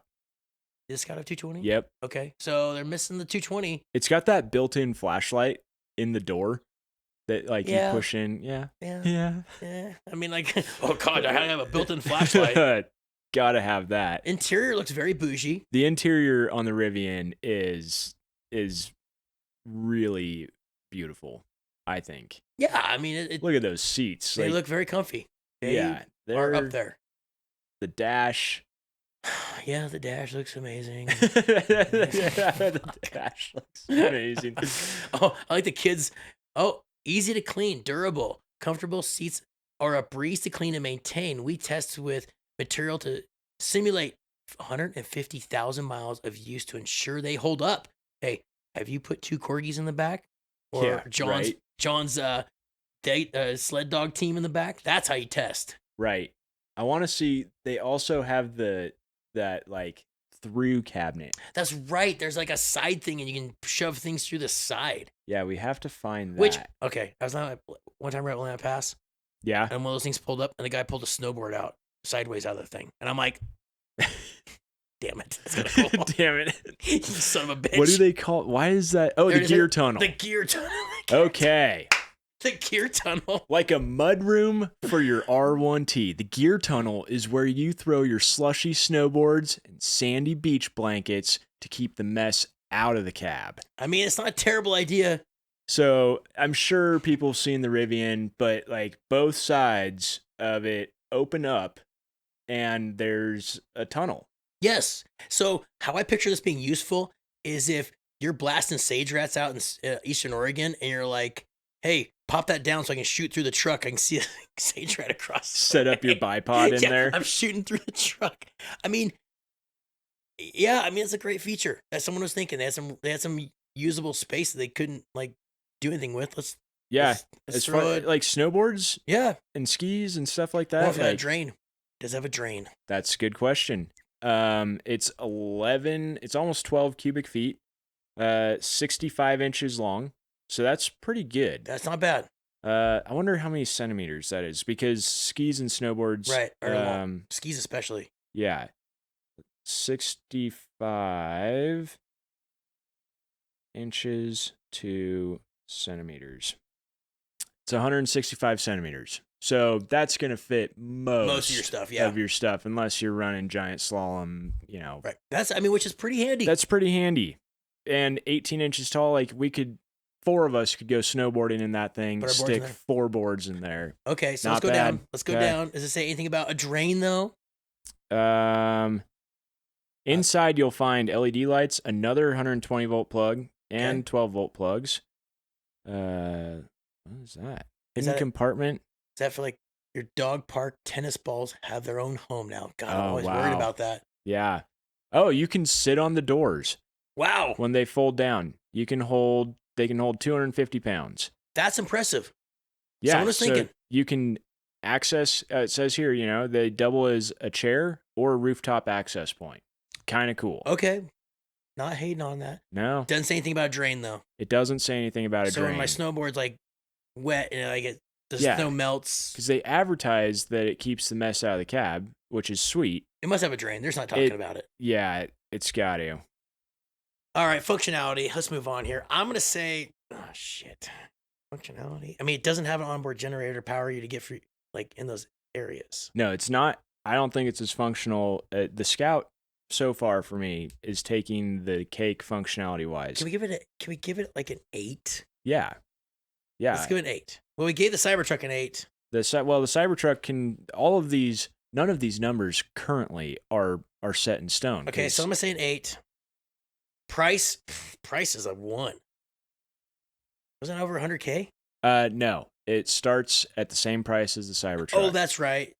I'm going to say 3. We're going to say, because we gave Cybertruck at 3. Yeah, it's got to be the same. 3. But the Cybertruck's functionality is not as good as this. So if this is an 8, then the Cybertruck's got to get dropped to a 7. Or a 6. Or yeah. Devin, you got to try and keep your bias out. Okay, 6 on the Cybertruck. That may come down more. All right, let's come down. Let's do the Ford Lightning. I want to shit on this thing big time. Okay. I'm hoping to, at least. It's probably got some redeeming qualities, and I'm like, shit. I love it when you see things and you're like, oh, actually, that is kind of cool. I mean, I'll call it out, dude. I'm never right. Ooh. I mean, come on. Okay. Base price, $62,995. I can say, when we were shopping for vehicles, I tried to get Trin in an F-150. Yep. Looked at these, and I couldn't find one on the lot for under $80. So I'm like, a Lightning? Or just an F-150? You looked at a Lightning? Well, just I looked at the price tag, okay. And then I was like, oh, not worth looking at it anymore. Wait a minute. A Lightning is 80. What does a Raptor cost? Aren't Raptors like 110? Oh, I think. So for a little bit more money, you get a Raptor, which is way cooler. Yeah, but different purpose. Get you from point A to point B. Yeah, true. Okay. One makes you a tool. The other one makes you not tool as well. Damn it. I think all of these start their base price. Yeah. Is not like a realistic thing. I feel like the base price is when the economy is at its lowest and the salesman got to sell something really quick. Yes, exactly. That's what it is. That's what base price should be. Yeah. Right? Yeah, so $63,000 is the base price on this. So far, that beats everything except the Slate. Yes. Okay, so what number do we give that? Price? I mean, these are just, the price is just going to be essentially in order. Right. I'm going to give it a 6. It's got to be better than the Scout, Rivian, and Cybertruck. So then you could say maybe a 7. 7. Okay. No, say we have hold on. We have the price on both the Rivian and the Scout at 3. We have the Cybertruck at a 3, the Rivian at a 3, and the Scout at a 5. And then price on the Slate truck's at 10. So I'm going to give this 6. A 6. Yeah. All right, price 6. All right. Okay. Estimated range up to 320 miles. Not that killer. And that dude had to grab an air compressor out of the bed because it doesn't have a built-in. Hey, Ford, that was really lame of you. But he plugged in his worm drive saw. Yeah. If you're, dude, all right. For one, if you're using a Lightning as your construction truck, right, you do not have a corded worm drive skill saw. You probably have an M18 Milwaukee. Yes. Like, just marketing wise. And a lot of people don't even know what a worm drive saw is. Oh, yeah. Rear handle worm drive. That's badass that it wants to twist your arm off. Uh-huh. That, like, it's so awkward and heavy that when you cut that thing, you gotta make sure it doesn't, like, fall down and cut your thigh. Yes. Like, you gotta really operate one of those bad boys. And they're awesome. Yeah. They're great. Real framers use that shit still to this day. Uh-huh. But they get them with batteries and nobody's running extension cords around job sites like they used to. Not as much. I feel like you still have, like, guys, like, real framers and stuff. They're like a cutter down. I don't know. Maybe not. They're still running, like, at least framers I've talked to, they have a cordless framing gun. They're back up. But they don't like to frame with it as much because they're so much heavier than like a good pneumatic Hitachi gun or Metabo, whatever's the new brand. All right, so we got price. Let's go looks. We got to do looks. Oh, we could see the employee pricing. Oh, well, they're doing that on everything right now. What? Employee pricing. Yeah, I got a text message from the dealership that I bought the Super Duty from, 4 years ago.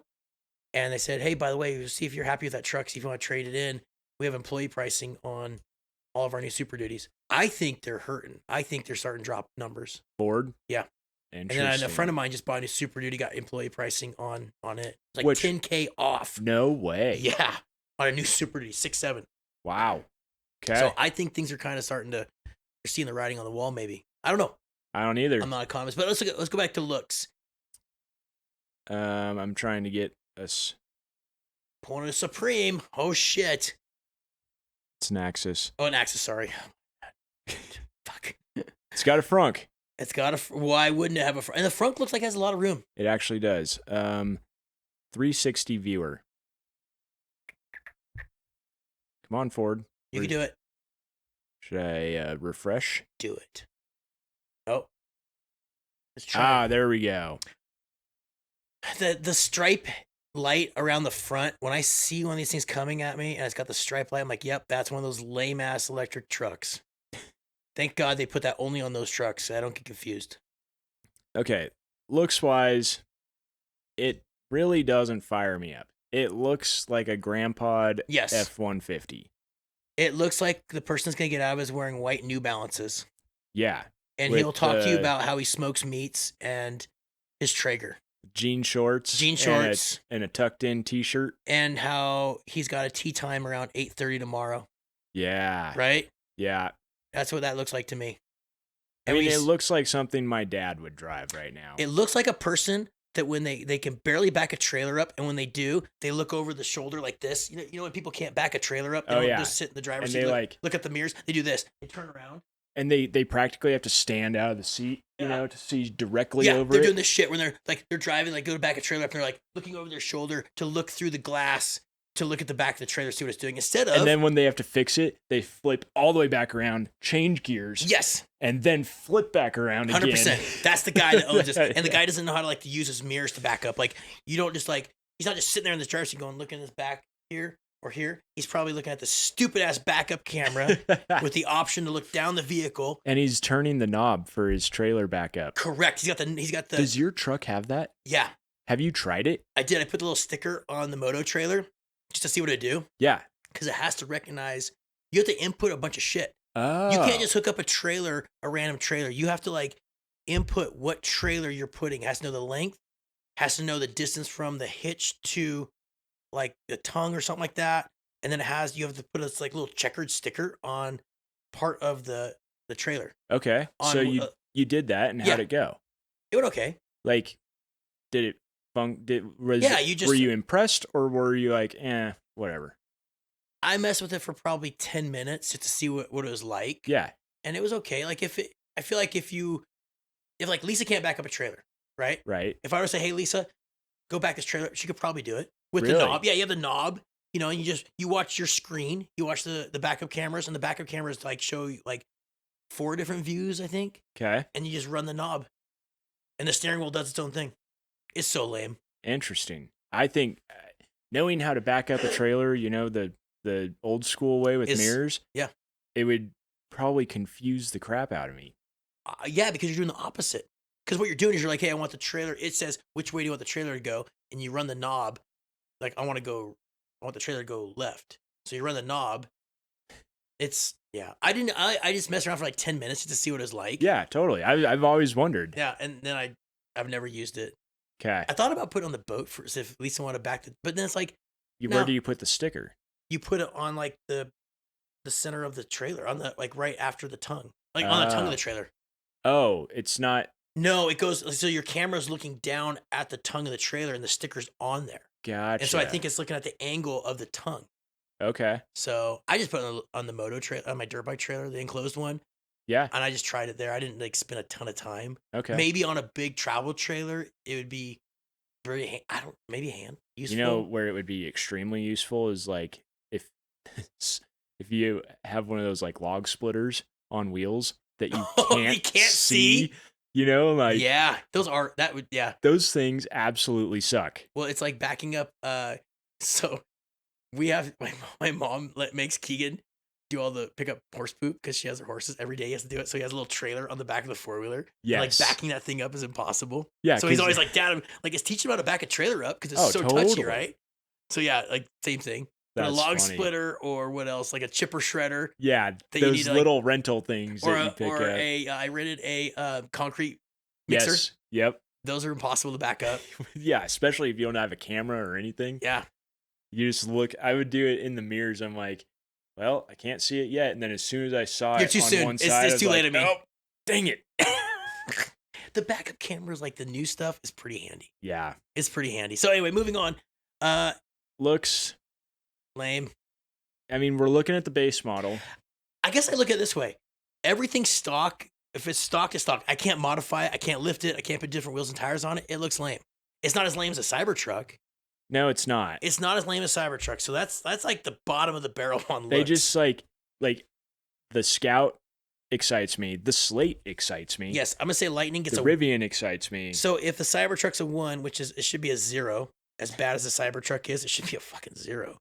I'm gonna say looks. I'm gonna give it a 2. I mean, I could go higher than that. Okay, let's give it. Okay, I give it a 4. Okay, 4. I mean, no, you're right. It's not. You're right. It's not ugly, but All it's right. not like it just doesn't really blow your wig back. You're not like, oh wow, look at that. That's the coolest thing I've ever seen. Like the running boards, it's like already low, but they put running boards on it. Yeah. Okay, so how about function? It's gonna be. We got to get into some specs here. I'm over it. See, this one looks a lot better. Wait. Dual E motor. Okay, yeah, it That's does look the better. XLT. Well, it's all blacked out. Yeah. 18-inch rear wheel. Ooh, it's badass. 240-mile range, which is not impressive at all. It is 4-wheel drive. 4-wheel drive. Towing capacity is 5,000 pounds, but up to 7,700 pounds with available max trailer tow package. So let's just say 7,700. Well, it's not as good as 11,000. Not even close. Right. Ground clearance is 8.4 inches, which looking at the other ones, they're like minimum of 12. So that's pretty good. Or not as good. Sorry. I'm going to say this thing function-wise is sucking it up right now. Yeah. What kind of features do we... Go up to features next to specs. Features. I love marketing talk. Oh, yeah. I'm just sold on it. They always said you'd go far. Prove them right with an EPA estimated range of up to 320 miles on select models. Okay. So their ranges are really goofy. Varying on what you buy. Yeah. More performance features. Oh. 0 to 60 in 3.8 seconds. So this is on the slower side. And it doesn't have as much torque. It's only 775 pounds of torque. I mean, we're talking, it's not really living up to in the EV world. Okay, so the Platinum can tow 8,500 pounds. Still not 11,000 pounds, people. No.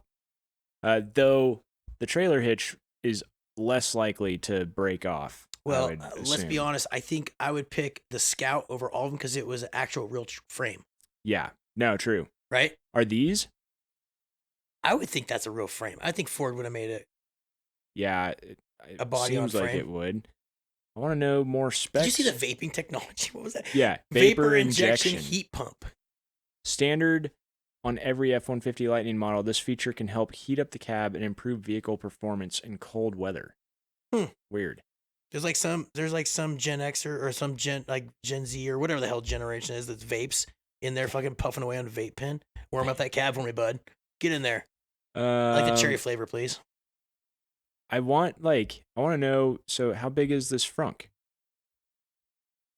It's not giving us rip 20,000 sheets of plywood. Hope your rip saw is ready to work. That's over 30 miles of plywood on a single charge. Sweet. So you can park your truck and then just burn all of your battery cutting plywood, and then you can call for a tow to get home. Like, I love the marketing on this one. They're really going. Go the extended camping trip. I wouldn't take this thing fucking camping. Yeah. Host an epic tailgate. Oh, that's what I was. When I go buy a truck, how could I host epic? What vehicle could I use to host an epic tailgate? Yeah, this is. You could power your campsite for up to 3 full weeks. And then when the truck's dead, how do you get it home? See owner's manual for important operating instructions. Assumes 4.8 kilowatts use per day. Yeah, it's like, and set a reserve driving. Oh, okay. So it's got Pro Power on board that you can go in and say you need to not use power. Sure. So that I have this much range. It doesn't give us really any specs on the bed size, but it's like an F-150 bed. Let's just call it. I'm just gonna go. Because we gotta move on here. Yeah. I see what time it is. Jesus, this is taking them forever. I'm gonna say function. Let's just. I'm gonna say it's next to Cybertruck. It doesn't have a 220 outlet, but it doesn't have your safe storage tonneau cover. I mean, there's a lot of things missing in the EV truck world. I'm gonna say a 5 on the function. Okay. I'm gonna say a 5. All right. I'm with you. They don't really. The only thing is, hey, Elon, you should probably let people know how many things of ripped plywood you can cut with your Cybertruck. Just saying. Yes. That's a big one. It's huge. Epic tailgate. How many epic tailgate sessions can I do with my EV? Right. That's a big one. That's a big one. The frunk though does look significantly larger than the other ones. Yeah. So your Foompa is quite larger. Congratulations.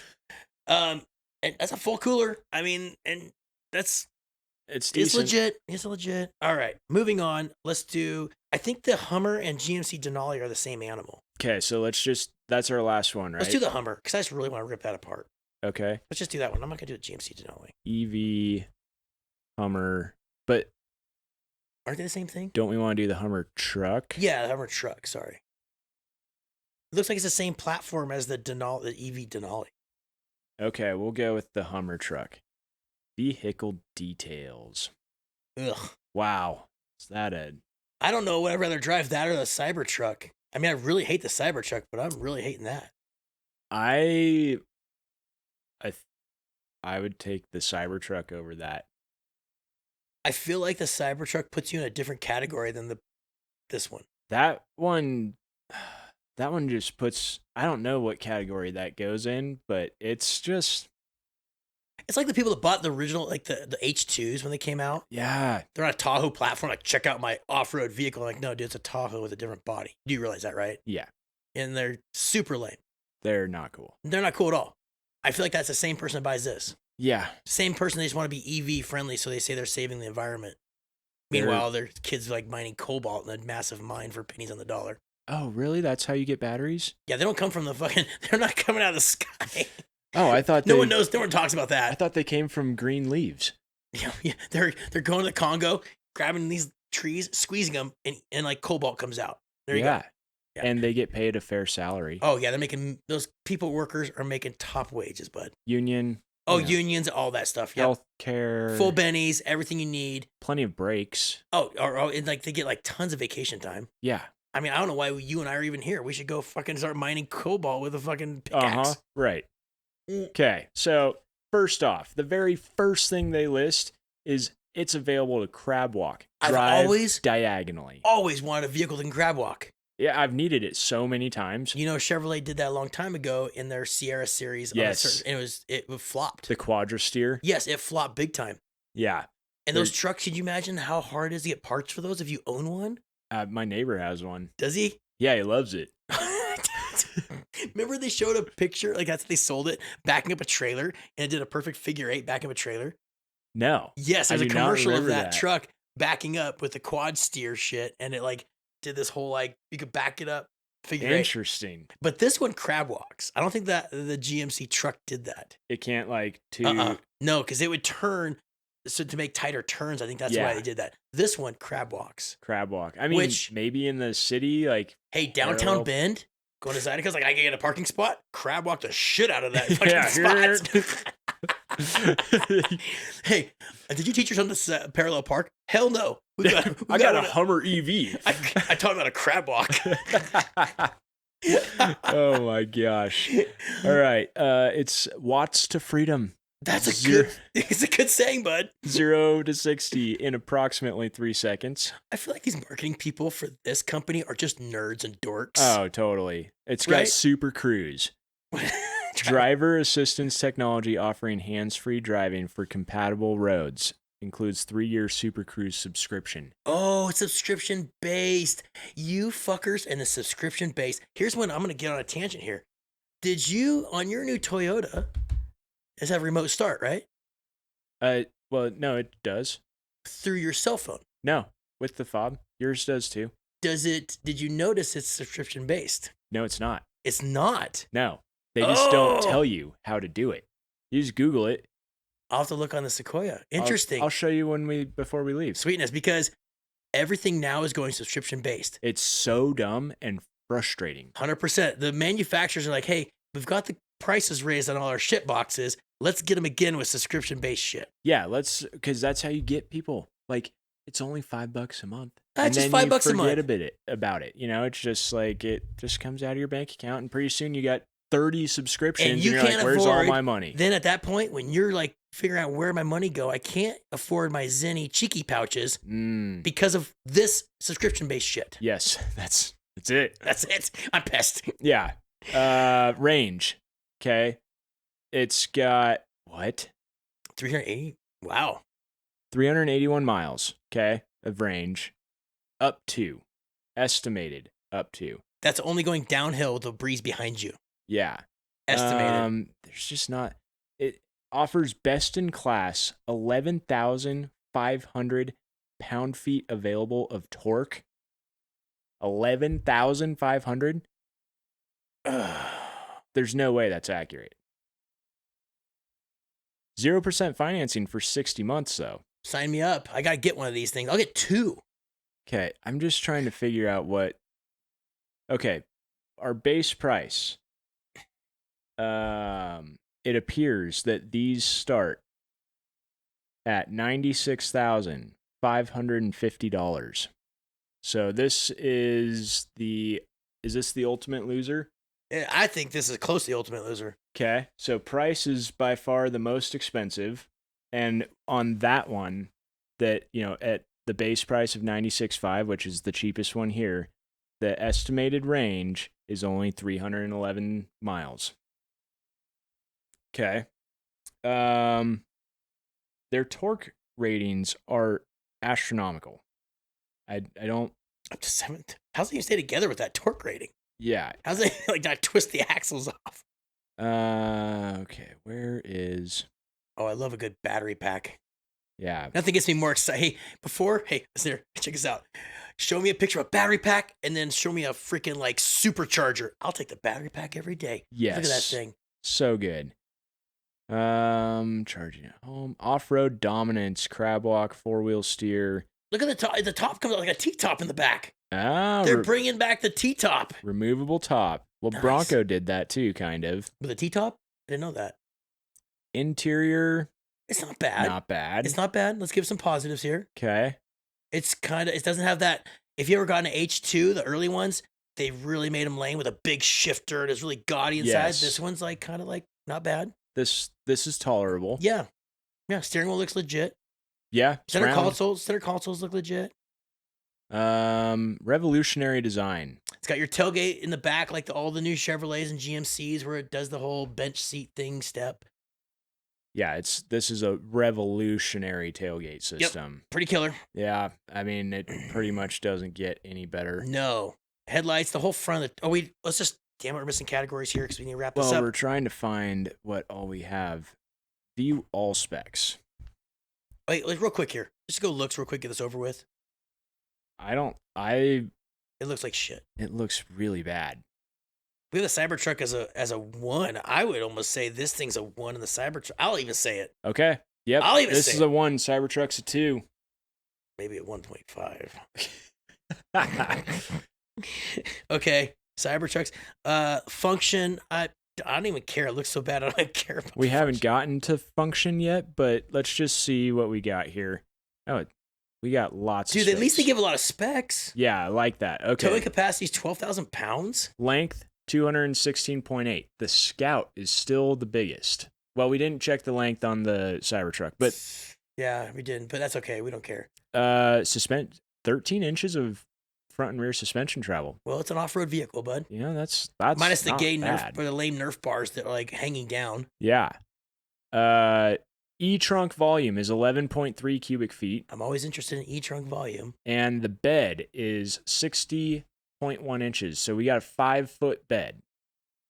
Towing up to 8,000 or 8,500 pounds and up to 1,200 pounds. Okay. So if we're comparing base models, it's 8,500 pounds, and payload is 1,300. It has the same payload as the Slate truck. That's what I was, wait a minute. I'm like, how could have that much towing? That's okay. Plot Tongue twist. weight versus... Yeah. So I'm gonna say function. I'm sure it has all the plugins and for all your toys and all that bullshit. 5-foot bed though. You're on a F-150 stuff at that point. F-150 was like a 5-foot bed. Yeah, 5.5, I think is. And the Scout had a longer bed. Scout was like somewhere. So I mean, they're all going to be like they're not going to do like a solid 8-foot box. This doesn't have as much functionality as the Rivian. Right. It doesn't have this tonneau cover that makes it safe, right? Or like It has barely more functionality than the Slate. Okay, so. But it's also a different category, kind of. You know, like it can tow more than the Slate, and that's about it. Let's just say, let's give it. Scout's a 10. You know why the Scout's a 10? Has a fucking backup motor. And it's got a bigger bed. Yeah. It's more truck-like. It's the most truck-like of all of them. And I bet this thing's on a frame. Yeah, probably. Let's give this thing. Okay, so Cybertruck functions at 6. This is tough. Rivian's at 8. Scout's a 10. Slate's a 7. I'm not gonna let this thing win over the Slate. I'm sorry. Let's give it a 6. 6? Yeah, because it's lame. Okay. All right. Price. I think this was the most expensive starting price of $97,550. Let's give it a 1. Okay. 1 on price. There we have it, people. We've got our numbers. Okay. So let me do some mathing. Some mathing. Because we gotta wrap this up. Yeah, we're in it. This is a good one though. This is fun. I hope people like this because this is the shit that John and I always like squirrel out on. People are not gonna listen to their podcast anymore. Okay, so Cybertruck on looks got a 2. Okay. On function, it got a 6. Price, it got a 3. What's your total? 11. All right, Rivian got an 8 on looks, 8 on function, 3 on price. 19. Scout got a 10 on looks, 10 on function, 5 on price. 25. Whew. Slate truck, an 8 looks, 7 on function, 10 on price. 25. Oh. Hummer, 1, 6, and 1. 8. Yes. Take that, GM. Okay, idiots. so what did we come out to? Lightning gets a gets a 5, a 4, 5, 6. 15. Dude. So we're tied. The Scout and the Slate truck. The lowest, the loser, The loser, which Yeah, I let's love, go is loser. the Cybertruck. Really? It got 11. No, the loser was Oh, sorry, I missed the Hummer. The Hummer, yes. Which makes me happy. That makes me happy because I fucking hate Hummers. So first loser is the Hummer. First loser is the Hummer. Then we get to the Cybertruck. Okay. Then it goes Scout. And it goes Rivian. Yeah. Oh, no, not Scout. Sorry, I backed up. Sorry. The Lightning, it goes, what did I say? Let me start over again. So 8 on the Hummer, 11 on the Cybertruck, and then the Lightning gets a 15. Okay, just better than the Cybertruck. And then the Rivian gets a 19. Pretty good. And then we go Scout and Slate are tied at 25. So we have to have a break off here. So the Scout and Slate truck. To be fair, neither one of those trucks are available for purchase yet. So we have no idea if they're actually going to actually be on the market. They are marketed pretty well. And I think that they can tie in that they're kind of two different use cases. You know? Like, I would get the Scout as a daily driver that you can also take on road trips and do some truck stuff with. Right. It's not going to do super duty diesel truck stuff, but Sure. The Slate, I think of how I would use my Toyota. Yes, it's just a runaround rig. You're not going to go far. You're not taking your Slate truck all the way your first gen all the way to Portland. No way. So I have, or it's been done. I'm sure it has. I would say so. You're two different categories, yes. But if you had to pick one or the other, sorry, I like the Slate truck, but I'm going Scout. I'm going Scout too, if my budget can afford it. If my budget can afford it, I'm going Scout because it can do it all. The Slate truck can't do it all. No, but it can do a lot of the simple things. I feel like the cool factor though, okay, being trailer trash, white trash, I'd pick the Slate truck. Right. Because it's your first gen Toyota, right? Yeah, you don't give a fuck, right? You're just hopping that thing. Maybe you throw some different wheels and tires on it, but it looks cool. Yeah. The Scout, you're more bougie. You're probably going to hang out at wineries a little more. And, you know me. You're definitely a winery guy. You're going to be more of that upper end echelon. Little hoity-toity. Yes, you're not going to live in a double wide. You're living in something on the hill. Little huff. Yes. Well, hey, you know what? That just says, but I think the Scout is it's pretty cool. It's the winner at this point. I kind of expected that, but I didn't. I also expected the Cybertruck to be the ultimate loser. I did too, but you know what? The Hummer is super lame. That is really the lamest bad. looking thing. I mean, the Cybertruck's lame looking, but at least the Cybertruck has a little more features and stuff like that. I just think the Hummer Persona. Yeah. It's just they suck. The marketing sucks. It's just look at this rugged off-road vehicle. Yeah. But you know what? The marketing though, we talk about this. The Scout kills it. Their marketing's way better than all these guys. The Slate. Or the Slate, sorry. Yes. Get those mixed up. The Slate marketing is really somewhat. good. We should hire these people. Yeah, it's premium. Yes. It's a joke marketing. on the whole, making fun of all the EV world. Totally. No, it's fantastic. I'm really, this was a fun topic. Neither one of us own an EV. No, and I'm never owning an EV. Oh, okay. Well, I might. No, I mean, good for you. Thank you. Thank you, Devin. I'm not. that sounded painful for you to say, but you go on as much as you want. I'm not judging. Okay. I'm just saying. Well, I'm glad I have your blessing. But if I was going to own an EV, that Scout rig, I think I like it. I think I'm more of a Slate truck guy. Yeah. I just think the Slate truck would be the ultimate, just local moto hauler. It'd be cool if it slammed. Yeah. It's the two. I don't want to lift the 2-wheel drive. No, slam it. That thing would be such a good, especially where you live. Yes. Not having snow in the wintertime. In the valley, 100%. Yeah. You could rip that thing to work. You could do all of your normal day-to-day stuff. I think you should buy one and build parts for it to slam them. That sounds like a huge market that I definitely need to break into. I bet around here you're going to see a bunch of them. Oh, we probably will. With board racks on them and all kinds of your paddle boards on top of them, all that shit. Yeah. Well, this has been fun. Okay. Let us know in the comments, and I think I can do a poll on this one. Yes, you should. That's a good one. Yeah. So we need to know, after listening to our, rudimentary comparison of these, you guys are welcome to give your input, but, why don't you guys rank them as well? Yeah, we'd like to hear what you guys think. Do you guys think we're full of shit and just say we're wrong? Or Yeah. maybe you tell us we don't even care about EVs, which I'm with you on that one. But we had to talk about this. Yeah, it's Truckery podcast. And remember, if you see an influencer on the side of the highway, blast him with some rolling coal. All right, we'd love to have see that happen. Sure. Don't forget though, 15th and 16th of August. That's a big weekend. It's a big weekend. It's truck show weekend. That's right. It's a No BS OBS truck show, people. John's giving away a suspension kit with pre-reg. Yes, you of get your to choice. choose from either the Dana 60 coilover kit or the TTB kit. Small disclaimer, if you get the TTB kit, there will be a beam core deposit because we have such a hard time getting beams back. Please send your beams back to John. He needs them back so he can then replenish them for other people that want cool long travel stuff for their If anybody wants a big swag bag and they have a set of TTB beams, email me, send them up, and there you go, people. Freaking hook you up. Okay, and then so check it out though. But that's not the only thing getting given away. That's right. We're giving away a truck, a 33,000 mile truck that's minty fresh.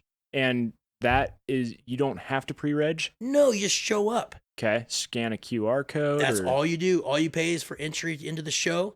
How much is it to get in? A truck costs $20 to get in as many people as you want to put in the back of it. Does it have to be legal? Like, as far as how many people can fit in it?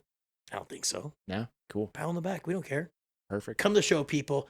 August 15th to 16th, Heritage Powerland Museum. John's going to be there. Sky's going to be there. CP guys are going to be there. Desla's going to be there. We've got Napa giving away a ton of tools again. I think we're around 35 to 40 grand in raffle prizes. Okay. There's actually going to be some other companies there this year. Are we going to talk about them? There's going to be Sigmund Excavation out of State in Oregon. Really? They are a massive company that does, they're looking to hire employees. They do logging and excavation, like I said. Oh, so this is a career fair? Yes, they're going to be there looking for, if you're looking for a job, come talk to them. Okay. And so we have a lot of other vendors like that going to be at the show this year. Is Shieldman going to be there? I don't know if Shieldman, that's a Will question. I don't know about that one. So anyway, it should be a good time. Like I said, we call it a show, but one thing Kenny and I really want to illustrate to you guys or get to you guys' cranium is it's not like that. We want to see everything from work trucks to high-end stuff. We don't care. Yeah, 2-wheel drive, 4-wheel drive. It could be bro truck, tow truck, like I've said before. It could be just like something you like pulled out of the weeds and you drive every once in a while. It could be your daily. It is not a show in the sense of like, oh, I got to have a shiniest vehicle. Hell no. We just like the idea of everyone get together. It's more of just like a cruise in, chill out, have a good time. Yeah. We'll have the bounce house there for your kids this year again. All the museums. All the museums will be open. Thank you, John. That's right. Because if you have never been to our show, there's 12 different museums from semi trucks to dozer museum to fire engines, machine shop. Yeah, a machine shop. Yeah, thank you. Like a hit and miss engine shop. The train's running. That's right. We got the train running. There's a train that I don't know what scale it is, but it's a legit train that your kids and adults can ride on. It's an amazing event. Like I said, it's a Friday, Saturday. Check it out. Do not miss it. Yeah, it's going to be good. We try to keep it cheap that people can just show up and have a good time. If you want to enter into the raffle, great. If you don't, though, you don't have to. More importantly, you could just use your phone to scan a QR code and win a truck. And there's also the show and shine. And there is a show and shine contest, which, I'm not a big trophy guy, but people want it. So we do a show and shine, but it's only judged by the people that are there.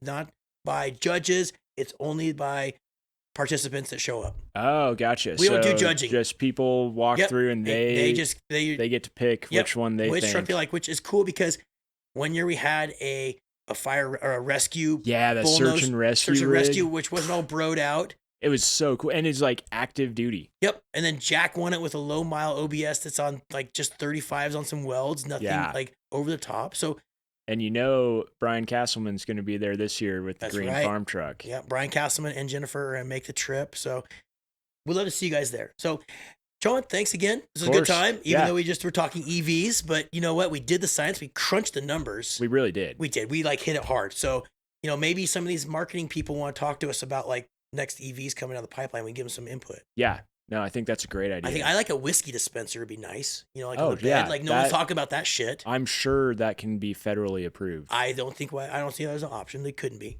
Okay. Hey, John. Thanks, Evan. You're listening to the Truckery Podcast. I'm one of the hosts, Devin with OBS Solutions. And I'm one of the other hosts, John with Carrot Customs, and we will chat with you guys next time. Oh, by the way, we love your questions and input. Kenny sends them to us all the time. He runs both those pages or whatever on Instagram, Facebook. Keep sending them. If you guys like this talk, please let us know. If you don't, you guys want us to pound sand, let us know as well, because, I don't know, we might change things up a little bit here and there. Maybe. We didn't hit Marketplace, so we'll hit Marketplace next time. We just had, there was too much science to do. Too much science. We did all the science. We did all the We should have been science. lab coats. All right. Thanks, adios. guys.